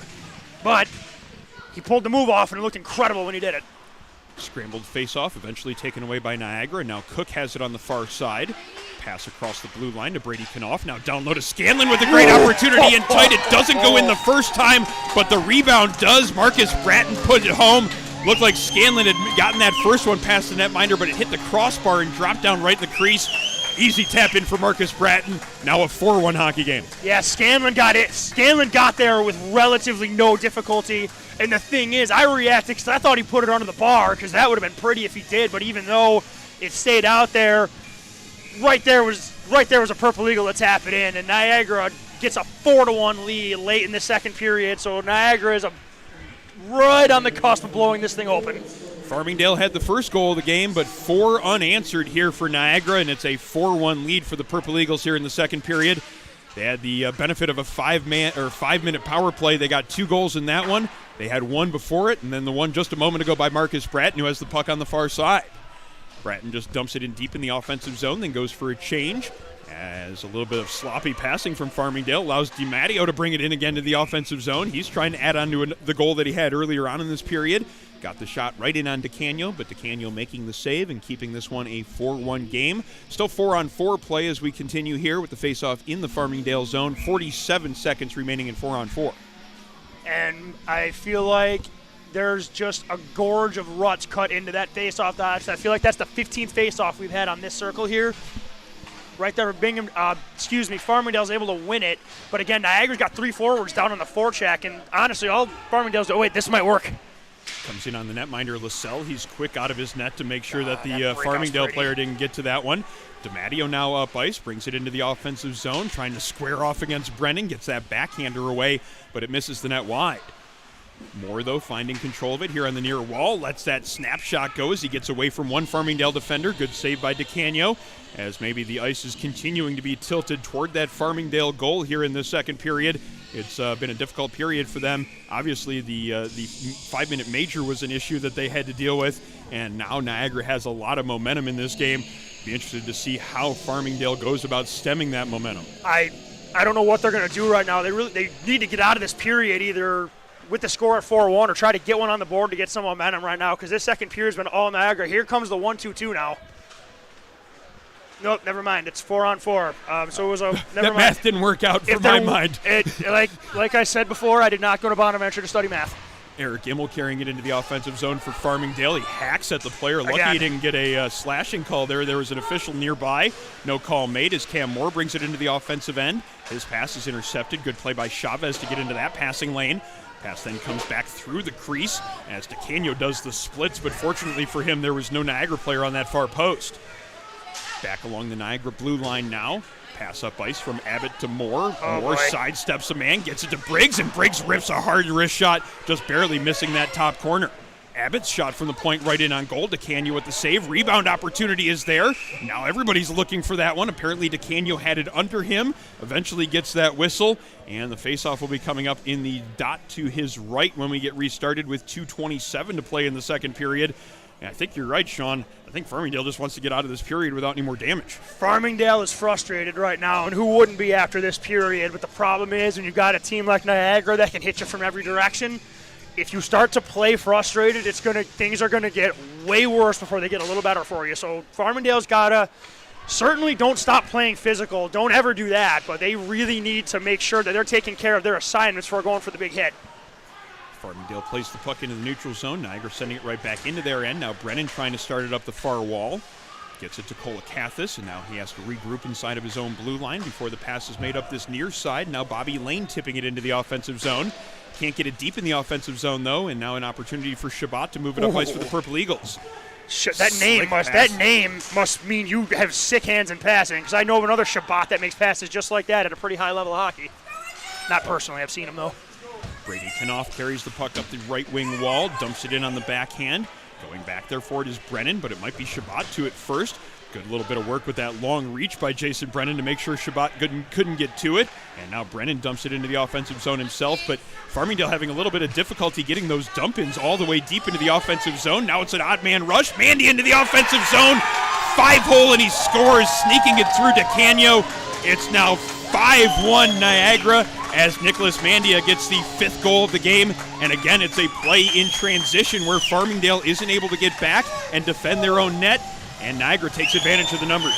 Farmingdale is playing aggressive, trying to get back into this game, but like I had said, they lost their assignment, and Mandy got in all alone.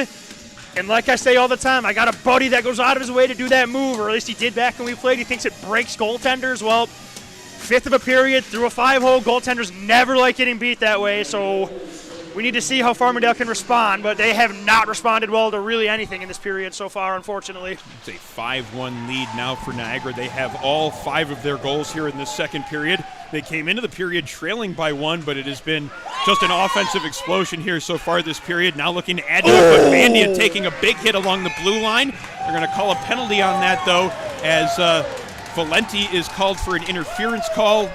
I don't like that. The puck was there, so you hit. can't call it an interference call. If you want to make the roughing call because of the violence of the hit, that's the call I think you can make there. But again, we're getting into this. I thought that was a good hit. I did too. I thought that was great defense. I mean, Niagara does not need any help right now, and they got some right there from the refs. What's the defender supposed to do right there? What, back him off so he can walk in on your goaltender again? I don't know. You're supposed to deliver a hit that has like 50% power to it. You have to slow down. Then the defender puts himself at risk doing that because Mandy was moving full speed. I don't know. I mean, I just officially hate that rule. I do too, and I don't know. I'm not trying to kill the refs. They have done a good job today, but I don't love that call. Wait. And ends up being an opportunity. Chavez in alone, tries to go up over the glove hand side, but LaSalle makes the save as the shorthanded opportunity coming together from Farmingdale there. Chavez with a chance in tight, but a great save by LaSalle. He hasn't been tested a whole lot this period. That may be the first real test of the frame, but he stood up to it, made a huge save, his best of the day. And that's not going to make it any easier for Farmingdale if LaSalle's going to be hot in the third period. Power play now continuing here for Niagara as DiMatteo moves it along. 27 seconds to play here in the period. Shabbat with the puck there on the far side. Back to DiMatteo. Lets that shot go through a screen. It hit DeCanio. I'm not sure he saw it, though, before it hit him in the arm. Puck comes back to DiMatteo. He winds up that slap shot right in on goal. DeCanio does the splits to make the pad save. Comes back to DiMatteo again here at the near point. Cross-ice pass onto the tape of Moore right in on goal, and another great save by DeCanio. He has done everything he can to keep his team in this game, and he gets the benefit of the horn going before the Niagara player can sneak that last-second opportunity inside that far post, and DeCanio's going to get a chance to catch his breath after an absolutely exhausting period for him. Yeah, that was you couldn't draw it up any better for NU coming into a period down.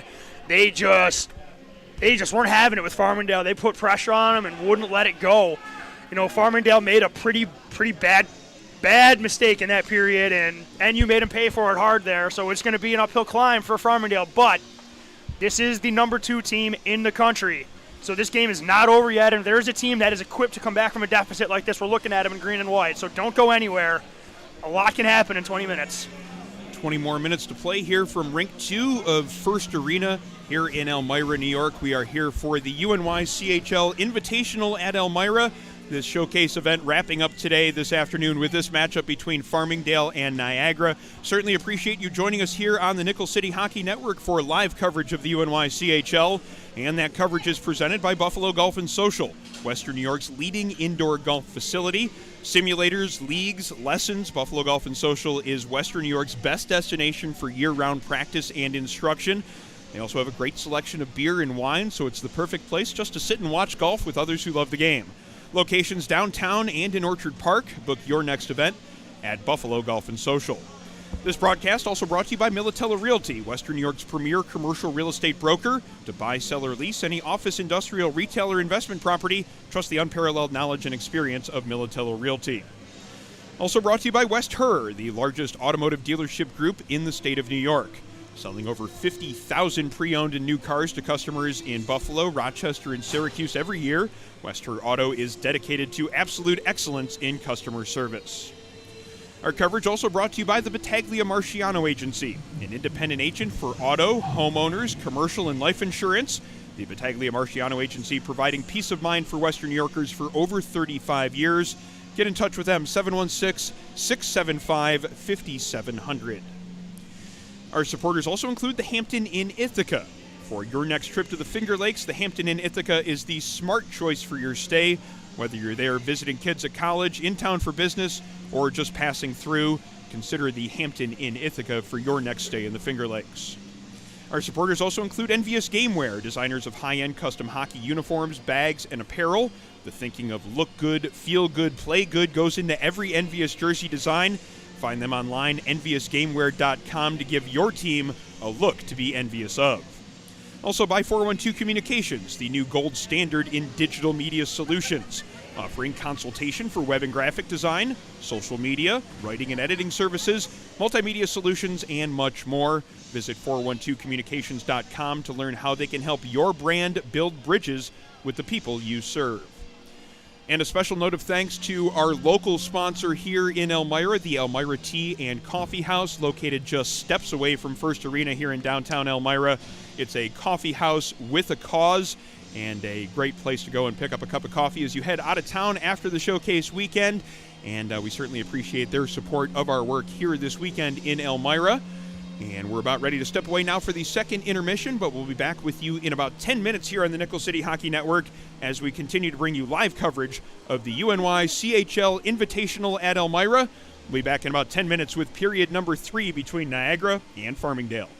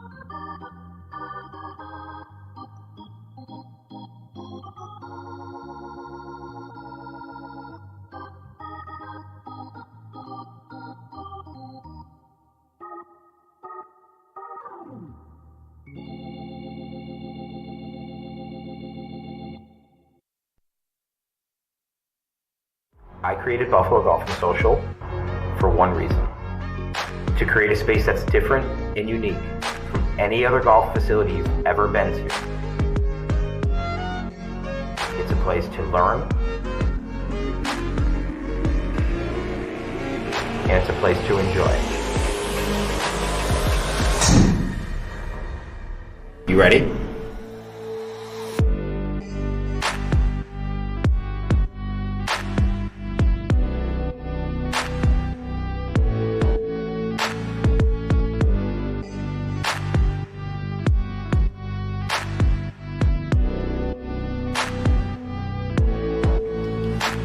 People ask, what is Buffalo Golf and Social?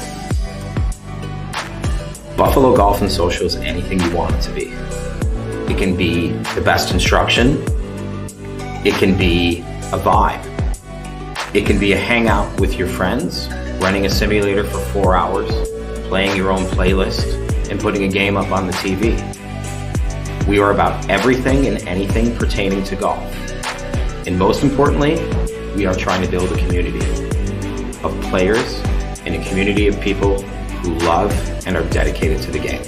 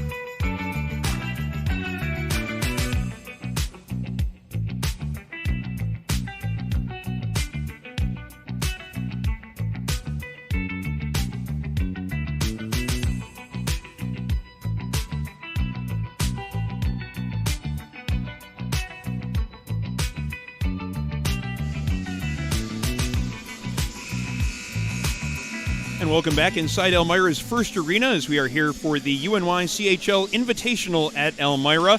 And we're getting set for third period action here on Rink 2 in our final game of the showcase event.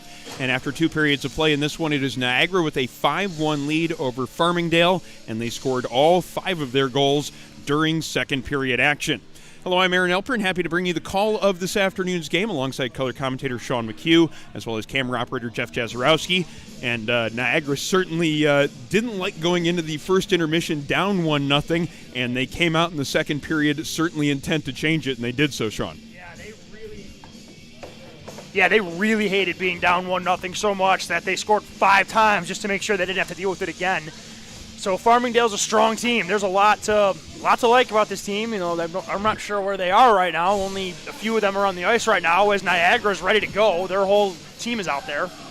Here they come. Here come the Rams. A little bit slow back returning to play here in period number 3 as there were only 5 skaters out there along with the personnel on the bench, but apparently everybody is. Yeah, that's not a bad idea because we've seen it just take an extra little bit of time to set here on Rink 2, so they take an extra moment, get things all settled down here and ready to go for the third period of play. But certainly excited to bring you action here from the Invitational at Elmira. And our coverage here in town has been brought to you locally by the Elmira Tea and Coffee House, owned and operated by the local nonprofit group Capabilities. Capabilities has empowered Southern Tier residents with disabilities to achieve their career and educational goals for over 60 years. So that really makes the Elmira Tea and Coffee House a cafe with a cause. Visit them at 100 West Water Street, just about a block away from First Arena, and they've had some specials going on all weekend long, hockey-themed specials to celebrate this event. Be sure to visit them next chance you get, 100 West Water Street, right here in downtown Elmira, not far from the First Arena site here at the rink, as finally we have all of the players back into position, ready to go for this third period. As Farmingdale players now on their bench, ready to go. Referees have everything all set to go, and we're ready for the third period here, Sean. Yep, here we go, and it's going to be a tall task here for Farmingdale. But Niagara does have to. Niagara does also have a minute of a power play as well on top of everything else. So Niagara has 49 seconds remaining on this man advantage, as Farmingdale doing a good job of getting in the way of that pass, and they get it into the offensive zone here to kill off a little bit more time on this Niagara power play.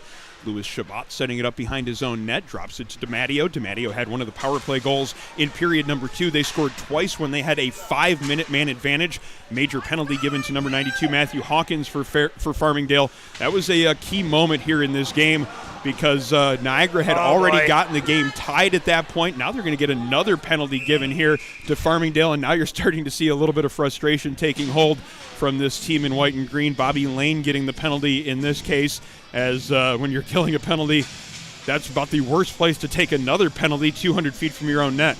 Yep, and that's what you can't have if there's any hope of coming back if you're Farmingdale, because now this Niagara power play that's already burned you a few times today now gets more ice to work with for 16 seconds and then gets to enjoy a power play for 2 more minutes, so it'll be 16 minutes or less before Farmingdale's back to 5-on-5. Faceoff is scrambled, almost an opportunity for Farmingdale to get hold of it and get it out of the zone, but it's kept in at the point by Briggs. Briggs with it on his stick again at the top of the circle, back to Brady Knopf at the midpoint. Now over to Kevin Euler. Euler already has a goal today to go along with 2 that he had last night. His shot misses its mark as the first penalty expires. Valenti coming out of the penalty box. Good play along the blue line to keep it in offensively. Opportunity for Euler to let that shot go. It looked like it might have gotten redirected on its way in. Ends up going up over the blocker arm of the netminder. It is now 6-1 in favor of Niagara, and it's a power play goal, the third one of the afternoon in favor of the Purple Eagles. Yeah, Farmingdale had 2 chances to get that puck out of the zone. They were not able to do a great work there by Zach Briggs and Brady Knopf, just tight-roping the blue line, getting it down low, and then a nice 2-man game where Euler's able to get the puck down low and a nice high shot over the blocker onto the bar, and NU now opens up a 6-1 lead. And that was a very unfriendly way to welcome in a new goaltender in this game. Farmingdale making a change during the second intermission. Number 1, Kyle Marciona heading into the net. And now Marciona gives up a goal there on the power play. Not his fault. Certainly not his fault, but not the way you would want to start things off as you come in relief. as Niagara testing him immediately, and Kevin Euler getting the goal, his second of the game. He had 2 last night as well, putting a little bit of a spark into this offensive team. The Niagara Purple Eagles getting some good offense here, and they have another opportunity in tight. It's Nick Mandia getting his second of the game. That rebound squirted right between the legs of the goaltender, came right to Mandia in the crease. That was about as easy as the goal as he's going to score in his life. Nick Mandia makes this one a 7-1 game. Yeah, Nick Mandia again. First he gets the nice breakaway goal with the nice move, and then here he just crashes the net and doing some really good work and able to bang the puck into a wide open net. Yeah, wow, way to, number 1, Kyle Marciona, just very rude welcome to this game. Just, not even 2 minutes in, and he's under siege already, and 2 got by him. Well, Niagara is certainly not satisfied with the 5-1 lead that they came into this period with. They were actually trailing at one point in this game. It was Farmingdale with the lead after 20 minutes of play. It was a 1-0 game. And then the second period kind of got away from the Rams, as it was 5 goals in the second for Niagara. Now 2 more to start off this second period this third period.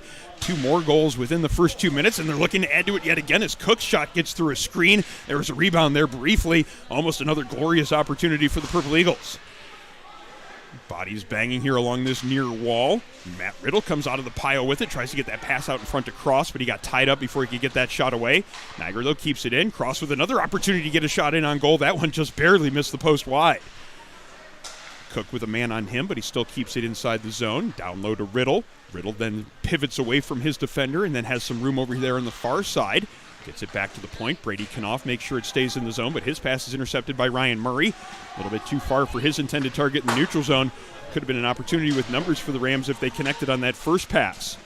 This pass does get connected on, and now Kolakathis into the offensive zone. He lets a shot go from along the goal line and hits the side of the net and then comes back out to where he shot it from. Kolakathis back over there to dig that puck out of the wall. Good play to get it back to the point to Brennan. Brennan lets that screen clear, almost got it all the way through in on net. Player gets knocked down there, and that allows Niagara to find that loose puck and get it up to Moore. Good back pressure, though, as Farmingdale creates a turnover, and they keep it going here in the offensive zone. Brady Knopf trying to get it out of that far corner, but it's going to be Farmingdale finding possession again. A chance in front, and a good play by the winger, Cam Moore, coming back to tie up that man in front and to keep him from getting that shot away. He was about 3 feet in front of the netminder and couldn't even get that shot off because he was tied up with the stick. Into the offensive zone comes Thomason for the Purple Eagles as we have a little bit more than 3.5 minutes gone here in the period. Puck comes out through the slot back towards the point. Wojciechowski steps in to make sure it stays in the zone. Puck comes up the far wall as Farmingdale tries to move it through the neutral zone. Players kind of colliding with each other there as it looked like they were in between the decision of going up ice and making a change. That gives the Niagara Purple Eagles a chance to get control again. But that passes off the mark, and now a loose puck right in front of our broadcast position as Tim Duffy, the Farmingdale goal scorer, moves it up to the blue line. Buddington coming in to help out as well. They do maintain possession. Now Buddington with a chance down low. He gets hauled down in front of the net. And it's going to be a penalty coming up to Niagara here, as you had about ready to have a quick argument there about it, but cooler heads prevailing before P.J. Abbott could plead his case to the referee. And so we do have the penalty coming up. I believe this one's going to Wojciechowski. Yeah, he is heading to the penalty box number 4. 2 minutes for tripping, so a chance here for Farmingdale with the man advantage. I think Abbott thought it was on him, which is why he was, protesting so hard. But then when he realized it wasn't on him, he immediately stopped because both Wojciechowski and Abbott were in on the play. So this chance with the power play now for Farmingdale as we have a little bit more than 4 minutes gone here in the third period. Niagara, though, has already blown this one open. They had a 5-1 lead coming into the period. They added 2 more to it already in the early part of this frame. So now it's a 7-1 game and a tall road to climb here for the Farmingdale Rams. Well, the way you can get started here is by having a good power play, and this is step 1 here. Murray with the pass across. This is Brennan letting that one go. It got through a screen in front of the net. It looked like LaSalle made the save. In order to make the save, though, it appears that he ended up kicking the net off of its moorings. So we have a stoppage with 1:36 left in this power play for Farmingdale. 15:33 remains in regulation. Yep, and Farmingdale really needs to get something going on this power play. The problem they have is they need to score quickly as well. So, although you do want to set up your power play and make the passes, you ideally want to get the shot quickly because you want to leave as much time on the clock as you can. to try to score. And when the goaltender's seeing everything like this, that's just not going to happen for you. Yeah, O'Donnell won that draw cleanly back to the point. Maybe Buddington rushing that shot just a little bit because not a whole lot of difficulty in order to make that save. LaSalle out on top of his crease, not much of a screen anywhere near him. Pretty easy save to keep this one a 7-1 hockey game. Absolutely, and Niagara is probably, I don't know what they're going to do. They could keep everything to the outside, but again, then you just see them. They're still pressuring the point, so they're still looking for a shorthanded goal on this. Buddington at the right point, cross-ice pass. That one right on the tape of Murray. Murray down low to Brennan. Brennan back to Murray at the midpoint, working it around the perimeter. Buddington lets that shot go. He was looking for that top corner, ended up catching LaSalle in the mask. Rebound didn't fall to the ice, though, as LaSalle was able to catch that one. And he makes the save, holds on for a whistle. Now 1:11 remaining in this power play for Farmingdale. Yep, and they're getting shots, which is a good thing to have on a power play for sure, but they really need to get more traffic in front. They really need to get some rebounds and second chance opportunities like Niagara has because just everything is being spotted by the goaltender. That's another shot in which he sees pretty clearly. LaSalle making the pad save there on Ryan Murray. Again, he covers that one up to make sure there's no second opportunity. Now another face-off coming up here in the offensive zone for Farmingdale as we have some clock issues being sorted out, so the referees are going to have to go over there and make sure that everything is up on the board as it's supposed to be. So a quick discussion over there with the timekeeper and one of the two referees before we get this next face-off taken care of inside the Niagara zone. 55 seconds remaining on this man advantage. And it's been a solid power play for Farmingdale, but unfortunately, a solid power play isn't enough if you're the Rams. You need a quick goal, and then you need more offense. So, not like they're doing anything wrong. That certainly isn't to criticize their power play, but Niagara's got the answer. So Niagara's like, well, let's just shoot from the outside. Our goalie's going to see it. Yeah, with a 6-goal lead, that's a pretty comfortable strategy for Niagara to employ here. And with the 6-goal deficit, you got to almost expect Farmingdale to have this a must-score situation on the power play. Buddington can't keep it in the zone here at the near point. Have to go back into the neutral zone for it. Brennan dumps it in on the backhand, but he can't get it past Abbott. Now Abbott's going to have plenty of time to send that one the length of the ice. Seems to be one of the themes here is that Farmingdale hasn't been able to get their dump-ins beyond the Niagara defenseman. There's been 6 or 7 different occasions in which I've seen that happen where they try to dump it in from the neutral zone but can't get it deep into the offensive zone. No, and when Niagara can do that with as fast as they are, if you don't get pucks deep. There's another example right there. Duffy tries to skate it into the zone, but he's only able to get to the top of the circle. Niagara pressures it perfectly and gets that puck sent down the ice. Only 8 seconds left here on this power play. Yeah, and Farmingdale is going to wind it up and try again here. And now the token pressure. They're going to give him the neutral zone a little bit. There's a good dump in right there. And now look at this. And now Farmingdale's able to gather. Yeah, well-executed dump in, rung around the boards and picked up by Ethan Boehm here on the near side. The Niagara penalty has expired, however, as they have killed off yet another man advantage here for Farmingdale. Battle against the boards, trying to come out with that puck. It comes out to Zach Briggs, the Niagara captain. He dumps it into the offensive zone, then goes chasing in after it for it in the near corner. Lets it go behind him as Moore picks it up and he sidesteps the defender. Moore now carries it out of that corner. He finds Briggs, now back to the point to Train, fakes the shot with the backhand pass now over to Briggs. Briggs then tries to feed it into the slot where he had Thomason cutting into that dangerous area. Good defense, though, to make sure he wasn't able to catch that pass. 13-18 remains here in regulation as LaSalle starts the breakout. The netminder getting the pass to his defenseman Blake Train. Train just floats it through the neutral zone where Teddy Valenti picks it up for the Farmingdale Rams. Farmingdale unable to get up ice very much further than the middle of the neutral zone, and then Niagara finds possession of it. Thomason trying to step around Valenti, but a good aggressive play by the defenseman right along the center red line. Valenti then carries it into the offensive zone, tries to change directions and get a shot through a screen, but it hits the leg of Blake Train, who has it here in the near corner, trying to start the breakout. He takes a check, but keeps possession of it. That pass doesn't connect, though, and now it's kept in the zone. Kolakathis shot in on goal. Might have been deflected late by number 17, Eric Immel, in front of the net. Either way, LaSalle makes the save, and then Niagara clears it out to center ice. 12:30 remaining here in regulation as Kevin Euler plays that puck forward through center ice. Doesn't connect on a pass, but his line mate Shabbat picks him up and carries it around just inside of his own blue line right now. Shabbat spinning away from a forechecker, drops a pass off. Oh, this is a clinic right now on how to kill time. Blake Train then looking for that long pass through the neutral zone, just a little bit out of the reach of Louis Shabbat, so that one's going to go for an icing. But in terms of possessing the puck and keeping it away from your opponent, This is it is pretty clinical what they're doing right now here, the Niagara Purple Eagles. They're not really giving Farmingdale a chance to have the puck enough to feel like they can build some confidence here in this game and come back. No, they're giving them nothing. And then when they had the puck, they're doing a great job of playing keep away. And you're seeing just some of the skaters this team has, like some of the Shabbat, again, just on his edges, just getting rid of her. Woo! Okay. Shabbat almost creating a turnover there along the blue line. Brennan managed to get away from him. Gets it down low and a chance in tight. Save is made by LaSalle. That may be his best one of the day, as Buddington had a good shot there from right in between the hash marks. Tim Duffy finding a loose puck there along the goal line. He tries to get that one out in front. Comes back to the point where it's kept in by Guido, but now we have a whistle being blown here as the net is again off its moorings. So we'll have a face-off in the Niagara zone with 11:48 remaining here in regulation. It's a 7-1 comfortable lead here for the Niagara Purple Eagles as we continue to bring you live coverage of the UNYCHL Invitational at Elmira. It is day 3 of this showcase event, and the UNYCHL is trying to finish off quite a successful weekend already. They come into the last 2 games of the weekend with an 8-2 record. They appear to be ready to pick up their 9th win here with Niagara. The other game going on Rink 1 is Fairfield and Binghamton. That's a 1-goal game at last report, with the Fairfield Stags trailing by 1, but they've come back from a couple of deficits in that game, so that one might be worth watching. Also available to watch at the NickelCityHockeyNetwork.com. Sorry, NickelCityHockeyNetwork.com. That is our homepage. All of our games are available right from our homepage, so be sure to check that one out at the conclusion of this contest. But we still have 11:48 remaining here in regulation as Farmingdale wins control of a faceoff. Guido getting it down low. That quick shot attempt by Buddington doesn't get through, and now Shabbat has it for Niagara.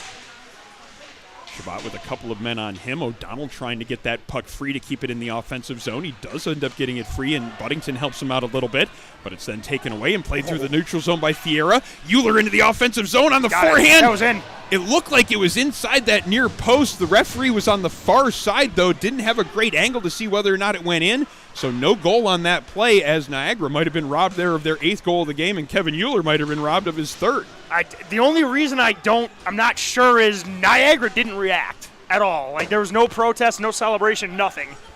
The shot definitely managed to get through the netminder Marciona. Unable to really tell from our vantage point here whether or not that crossed the goal line. It was certainly there in the crease for a tantalizing moment or two. And I thought it was in. that was my first reaction, is I thought it had gotten in past the goal line. Referee did not see that as the case. There are a couple other people here in our broadcast position also agreeing with the no-call goal, but 10:41 now remains here in the 3rd period. It's still a 7-1 game. Niagara not satisfied with that lead, however, as they keep the pressure on here in the offensive zone with Cross. Cross and Murray, they're tied up behind the net. Eventually it comes out to a Farmingdale player who finds a little bit of room to move it up the near side. That's McCann, who gets it up to Ethan Boehm. Boehm into the offensive zone with a man on him. Still gets that shot away before being driven into the backboards. Actually, 2 players going into the backboards hard there, and the player that is down in a heap is Aiden Wojciechowski. I think he might be favoring his hand or wrist area. He went down very quickly. This is obviously a concern, as not only the trainer, but you also have Niagara head coach Sean Casilio coming out immediately to check on his player. Yeah, that was a rough collision right there. That was just a high-speed collision, too. That's unfortunate, but that is a risk you take when you play. We definitely are concerned about the Niagara player right now, who still hasn't gotten up. And he immediately threw off his gloves because of the pain and discomfort he was in. There was not any sort of delayed reaction to that by any means, certainly not trying to draw any sort of call on that play, as he's finally gotten himself seated on his backside, getting some help from some teammates to get up. So good to see him, at least none too worse for wear, but he's going to need a little bit of assistance to get back to the bench, as a little bit of that Niagara depth being tested here today. This is the 2nd time that a player has gone down and needed assistance to get back to the player bench. Obviously, hoping both of those players are fine for their next game that Niagara plays here in the upcoming weeks. Absolutely. One thing you don't ever want to see ever, and it goes without saying, is players get injured, but especially in a game like this where it's just not necessary. Hopefully it's just a stinger for Aiden Wojciechowski. He's a great young player. Would hate to see anything happen to him. It's a good sign to see him get up and get off the ice. He looks like he's in discomfort, but He's still on the bench, so that's a good sign. Another player also on the bench, Ethan Knopf. He went down in some discomfort in the second period. He's still on the bench with his team. I don't think we've seen him take a shift since his injury, though, but good to see him still out there and in uniform. Same thing with Wojciechowski. Ooh, good play. Niagara with an opportunity to add to their lead in tight. Luke Cross looking for that goal, but his shot ended up going just over top of the crossbar. Brady Knopf able to keep it in for a moment, but it comes back through center ice. Now moved forward and dumped back into the offensive zone by Case Cook. That's what NU looks like they're going to do for the better part of this game unless there's an obvious chance. Just get the line. If there's resistance, just send her down. And that's exactly what Cook does yet again right in front of us here. Dumping it into the offensive zone, killing off more time, getting closer to that final buzzer. Through the neutral zone, this is Jeremy Borsick. There it is again.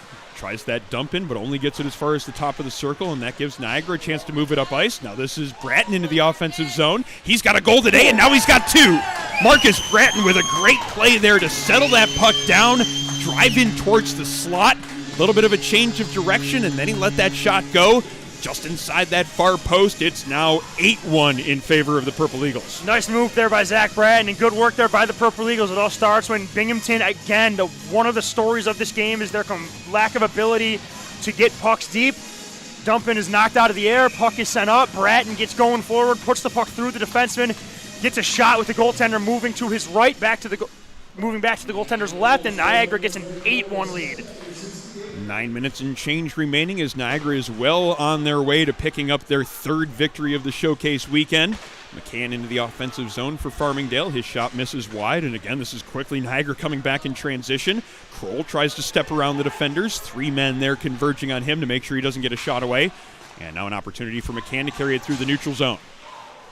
Avoids what could have been a hit there from Moore, who is coming off the bench. Then a shot is taken there. A little bit of a change-up there is letting that shot go was Eric Immel. Lascelles had to retrack it, it looked like. It looked like he was ready for the hard wrist shot and then repositioned himself for that softer one. Made the save, made sure there was no second opportunity. Faceoff will be coming up to his left with 8:51 to go in the period. And those fan-down shots can mess with the goaltender. They're expecting a high, hard wrist shot, and then the puck slowly goes through them. It throws them off their mark, so that's not always a bad play. Puck kept in here at the blue line by Brennan. He now walks in and lets a wrist shot go, but leaving his feet to block that one was Joseph Stumpo. Good play by the Niagara defenseman, not satisfied with a 7-goal lead. He's laying out to block a shot for his goaltender. Chad Moore with a chance to carry this one up ice, a 2-on-2 into the offensive zone as Moore tries to split the defenseman. Unable to do so, so it comes back to the Niagara blue line. And this is Blake Train here in the near corner. Train looking for that long pass through the neutral zone. Moore wide open right in front of us. Gains the blue line. Cross-ice pass to Thomason. He tries to get that shot through, but it's blocked by the Farmingdale defender. Good play by Murray to get in the way of that shot. Thomason, though, keeping it in here at the blue line. Now circling and looking for an option. Pass is deflected out into center ice, and now Buddington carries it up the left wing with some speed. Buddington then cuts inside the defenseman, gets himself free to let that shot go. Looked like it just rolled on him before he let it go, but he almost executed that move perfectly. O'Donnell with a backhand pass trying to find Buddington in front. Defender there for Niagara making sure that pass didn't get to him.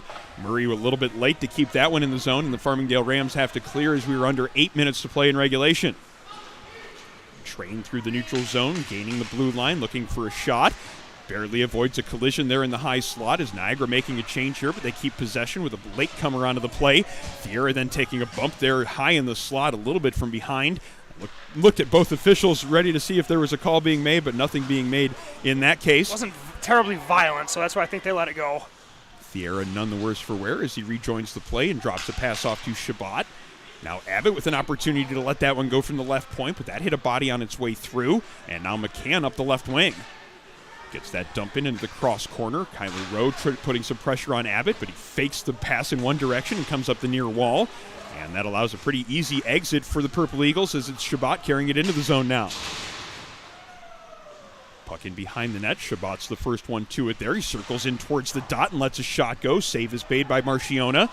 As it's kept in here at the near point, Abbott steps around one man, feeds a pass in towards the slot. Backhand pass from Shabbat, but nobody there but a Farmingdale player to accept it. 6:35 remaining here in regulation. As a big hit here in the neutral zone, P.J. Abbott laying out the man, but he's going to get called for a penalty on that one. Again, we have the violent hit penalty called as P.J. Abbott stepped into his man right at the center red line, Kyler Rowe. And I don't know how many times I see it that I have to say I disagree with it. I don't understand why USA Hockey has put this emphasis on referees to call hits like that. That look bad. 15 years ago, that's something where you congratulate somebody on timing a check perfectly and catching a player with his head down. 2 years ago that you You're called. One of the most iconic plays in Buffalo Sabres history was that play. Yeah. And the guy who he hit got knocked unconscious. I mean, I don't know. I got to calm down. I know it's not the refs. It's not. They are told to do that. They are doing their jobs. I get player safety, but we're playing hockey. The player safety thing should have been taken care of with the emphasis on head contact. Yes. Head contact is what we're trying to protect players against. That wasn't a head hit. There was not a bit of head contact. There was just a perfectly timed check with a player not expecting it. And I don't see how that's a penalty. And Binghamton got hurt by one of these as well on the same play, a beautifully timed hit. Farmingdale, yes. The green and white uniforms, they catch us off guard. We've seen a lot of Binghamton. Oh, we had Binghamton and Farmingdale playing yesterday, and that was a game with the green color against the green color. So, and yes, yep, and and also, they're great games too. And we've also had great games from Farmingdale. It's all lumped together sometimes. I should be better with that. But be that as it may, Farmingdale does get a power play. I don't want to be disrespectful of a hockey team, but I think barring a collapse of monumental proportions, I think Farmingdale is playing for pride right now. Yeah, trailing by a score of 8-1, but they do have 1:38 remaining on a man advantage. Niagara, though, wins that face-off to get things moving again on the power play, and they get that puck sent the length of the ice as we are under 6 minutes to play in regulation. Ryan Murray carrying the puck out of his own zone, slowly through the neutral zone as only token pressure being offered here by the Purple Eagles. They all just retreat back inside their own blue line. And now Farmingdale getting it set up on the far side with O'Donnell feeding a pass down low to Brennan. O'Donnell with it again, playing catch with Brennan up there near the top of the circle. Brennan then walking the blue line, feeding it down low. He's got a man there, tries to get a backhand through, and he does. A slick little shot there right through the 5-hole. Matthew Buddington getting the goal there to make this one an 8-2 hockey game. Couldn't quite tell that had happened there because there was absolutely no celebration, but that's about what you'd expect with the score being what it is. Yeah, but again, good on Farmingdale to continue to play. Really nice goal there by Buddington. He gets the puck down low below the dot and looks like he's going to send a cross-crease pass and then throws a nice little soft backhand saucer right between the goaltender. And, to Farmingdale's credit, they're still playing right now, so they're not going to quit. 8-2 is our score now as Farmingdale has the most recent goal here in this third period. But certainly still a comfortable lead in favor of the Niagara Purple Eagles as we have a little bit more than 5 minutes to play here in regulation. Puck in behind the Niagara net. Puck goes up over top of the net and then comes out to Shabbat here in the near wall. Tries for that long stretch pass through the neutral zone to find Kevin Euler. That one's intercepted and sent right back into the Niagara zone with exactly 5 minutes left. Puck kept in by the Farmingdale Rams as Bobby Lane has a chance to hunt that one down on the far side. Cycles it down low, but nobody there to accept it except for P.J. Abbott, the Niagara defenseman, and he takes a big hit up against this near wall. And that one's dumped back into the offensive zone by the Farmingdale Rams as they trail in this one by a score of 8-2. This is the last game here on Rink 2 of the UNYCHL Invitational at Elmira. We certainly appreciate you joining our live coverage here on the Nickel City Hockey Network. It's been a fun weekend of hockey here from Elmira. They didn't call that? That would have been the hit that you would have expected called, but it isn't, and it ends up leading to a goal. Kevin Euler rips that wrist shot by the netminder Marciona. It's now 9-2. I'm just going to talk about the goal. That was a really nice pickup again. Euler goes the opposite way, cuts in, goes on his forehand, and then fires one back far side again. And Niagara's up 9-2, and I want to think they're going to go for the 10 spot here. Chad Moore just took the puck there, too. Euler's going to get that puck. I guess that's the hat trick. That was 3 for Euler. 3 for Euler today, 2 for Euler last night. He's certainly putting his imprint on this showcase. Yeah, he's almost at a point of period right now. Actually, and that's just the 2 games we did. Yeah, have to go and check to see how he did in game 1 of the weekend. He's not done here yet either. Yeah, still 4 minutes and 18 seconds remaining here in this one, and more chances for Niagara to add to their lead. It's a 9-2 game right now as it's Cook picking it up in behind the net, looking to start the breakout. He gets it up to Thomason. His pass doesn't connect, though, in the neutral zone. Moore, though, finds control of it and gets it into the offensive zone. Drops a pass to Thomason. He lets that shot go, but it's high and wide up over the net. Comes back to the near point where Cook picks it up. Can't maintain possession of it, though, just inside the blue line. Then it's played forward by Farmingdale and back into the Niagara zone where Brady Knopf has it. Knopf up to Thomason. Thomason looking for that cross-ice pass to Moore, but it got deflected, and now Cook has to pick it up and then start the breakout yet again. Regroup pass as now it comes back over to this side to Moore, out-muscling his man there and feeding it up to Briggs. Briggs goes around the referee to give himself some more space, then looking for that cross-ice pass. He had Thomason there. Looked like Buddington might have gotten just a piece of it to keep that pass from getting across. 3:20 remaining here in regulation as Niagara keeps it going here in the offensive zone. Brady Knopf picking up a puck at his right point position. Finds Jake Thomason with it, but he's unable to sidestep the one-man Ethan Boehm at the top of the zone. Farmingdale gets the clear, sent right back in by Niagara as we approach 3 minutes to play in regulation. Pass up the near wall as Tim Duffy carries it forward. He had the first goal for Farmingdale here today. He also scored in last night's game. He's positioned in front of the net looking for that loose puck. As it comes around behind the net, Joseph Stumpo picking it up there for Niagara. He reverses course and gets it over to his deep partner, Train. Train then up to Cross, and they get it out of the zone here into the neutral zone. Now Riddle carries it in. 2-on-2 opportunity for the Purple Eagles. Riddle tries to get that shot away, but a good job by Daniel Rotan to tie him up, keep that shot from getting through. Now up ice into the offensive zone. This is O'Donnell looking for that trailer. He finds Buddington, shot right in on goal. LaSalle making the stick save to keep this one a 9-2 hockey game. Puck back into center ice where Mandia plays it forward, but just inside the Farmingdale zone where the Rams will look to get it up ice quickly. Puck through the neutral zone. Stumpo dropping to one knee to keep that one from getting in behind him. Eventually Farmingdale does get it in across the blue line, and now Immel with a chance to get it down deep. He chases it down himself. Feeds it around behind the net. Duffy's the first one to it over there with exactly 2 minutes remaining in regulation. Duffy tries to get that pass down low and then runs a man over in the process. Puck is then played out of the defensive zone by the Niagara defender, who had to leave his feet to make sure that got forward. And now a loose puck in the neutral zone right in front of the Farmingdale bench, brought inside the zone by Kroll as we have 1:42 remaining in our final game here from Rink 2. Certainly appreciate everybody joining us here for this weekend's coverage on the Nickel City Hockey Network or here at First Arena, whether or not you've been here in person or joining us on our internet coverage. We certainly appreciate everybody taking the time to enjoy this showcase event. It certainly has been worth the wait as we have been excited about this event and some of the great hockey that we've gotten a chance to see this weekend. Yeah, it's been an absolute joy to call this tournament. We've seen some really good teams and really good players, and, you know, some of these the UNYCHL definitely got a chance to flex this weekend. They put on a clinic. It looks like they're going to go either 9-3 or 10-2, depending on how the game on the other rink ends. 1 minute left to play here in this game, as this is going to be the 9th win in favor of the UNYCHL in this showcase weekend. 12 games in total, and this is the 3rd victory for the Niagara Purple Eagles in this showcase. This is an opportunity for the two conferences to get together. They've had a nice rivalry over the last couple of years since the formation of the CHF, and an opportunity this weekend for the UNYCHL to host a bunch of great games here from First Arena in Elmira, and we certainly appreciate everybody taking the time and joining us. Not only that, but all the folks here in Elmira at First Arena that have made this event possible. A great bunch of staff here in the arena, and we certainly appreciate the time and effort they've put in to putting on a great event here this weekend. Yeah, definitely. I mean, the event was awesome. It was really cool to see some of these great teams play on a professional caliber rink. And now this one's going to have an ugly ending to it, isn't it? Yep. 11 seconds remaining in a 9-2 hockey game, and players tying each other up and taking each other to the ice. Hopefully this does not continue for the last 11 seconds. That's not the way we need things to end.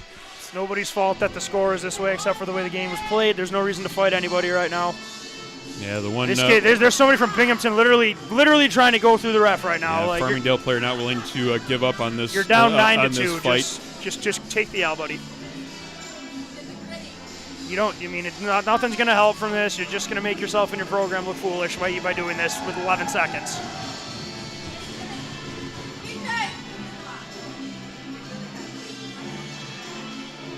I'd like to see a touch more sportsmanship from the Niagara side. They don't need to be waving at the Farmingdale bench. No, the idea is that somebody's got to be the adult here and not have this escalated into anything worse in the last 11 seconds. One side or the other is going to have to keep this one from spilling over too much. And a couple of Farmingdale players being excused from this game. A couple of Niagara players in the penalty box, and actually the referees are just going to let the last 11 seconds tick away on this one. I think that's a smart decision. Try to keep any sort of tempers from boiling over, and to keep any sort of more incidents like that one from occurring. So that's the way this one will end. It is a 9-2 final score in favor of the Niagara Purple Eagles, and they pick up their 12th win on the season as they have enjoyed a very successful weekend here at the Invitational at Elmira. 3 victories for the Purple Eagles as they move their overall record to 12-1-2 on the season. Certainly would have to expect them to see their national ranking increase after this weekend. Sure hope so. They came in number 4. They just hammered number 2, so they should be at least 3. Safe bet that will happen, and just want to make sure that everything is going as it should here at the last moment during the handshake line.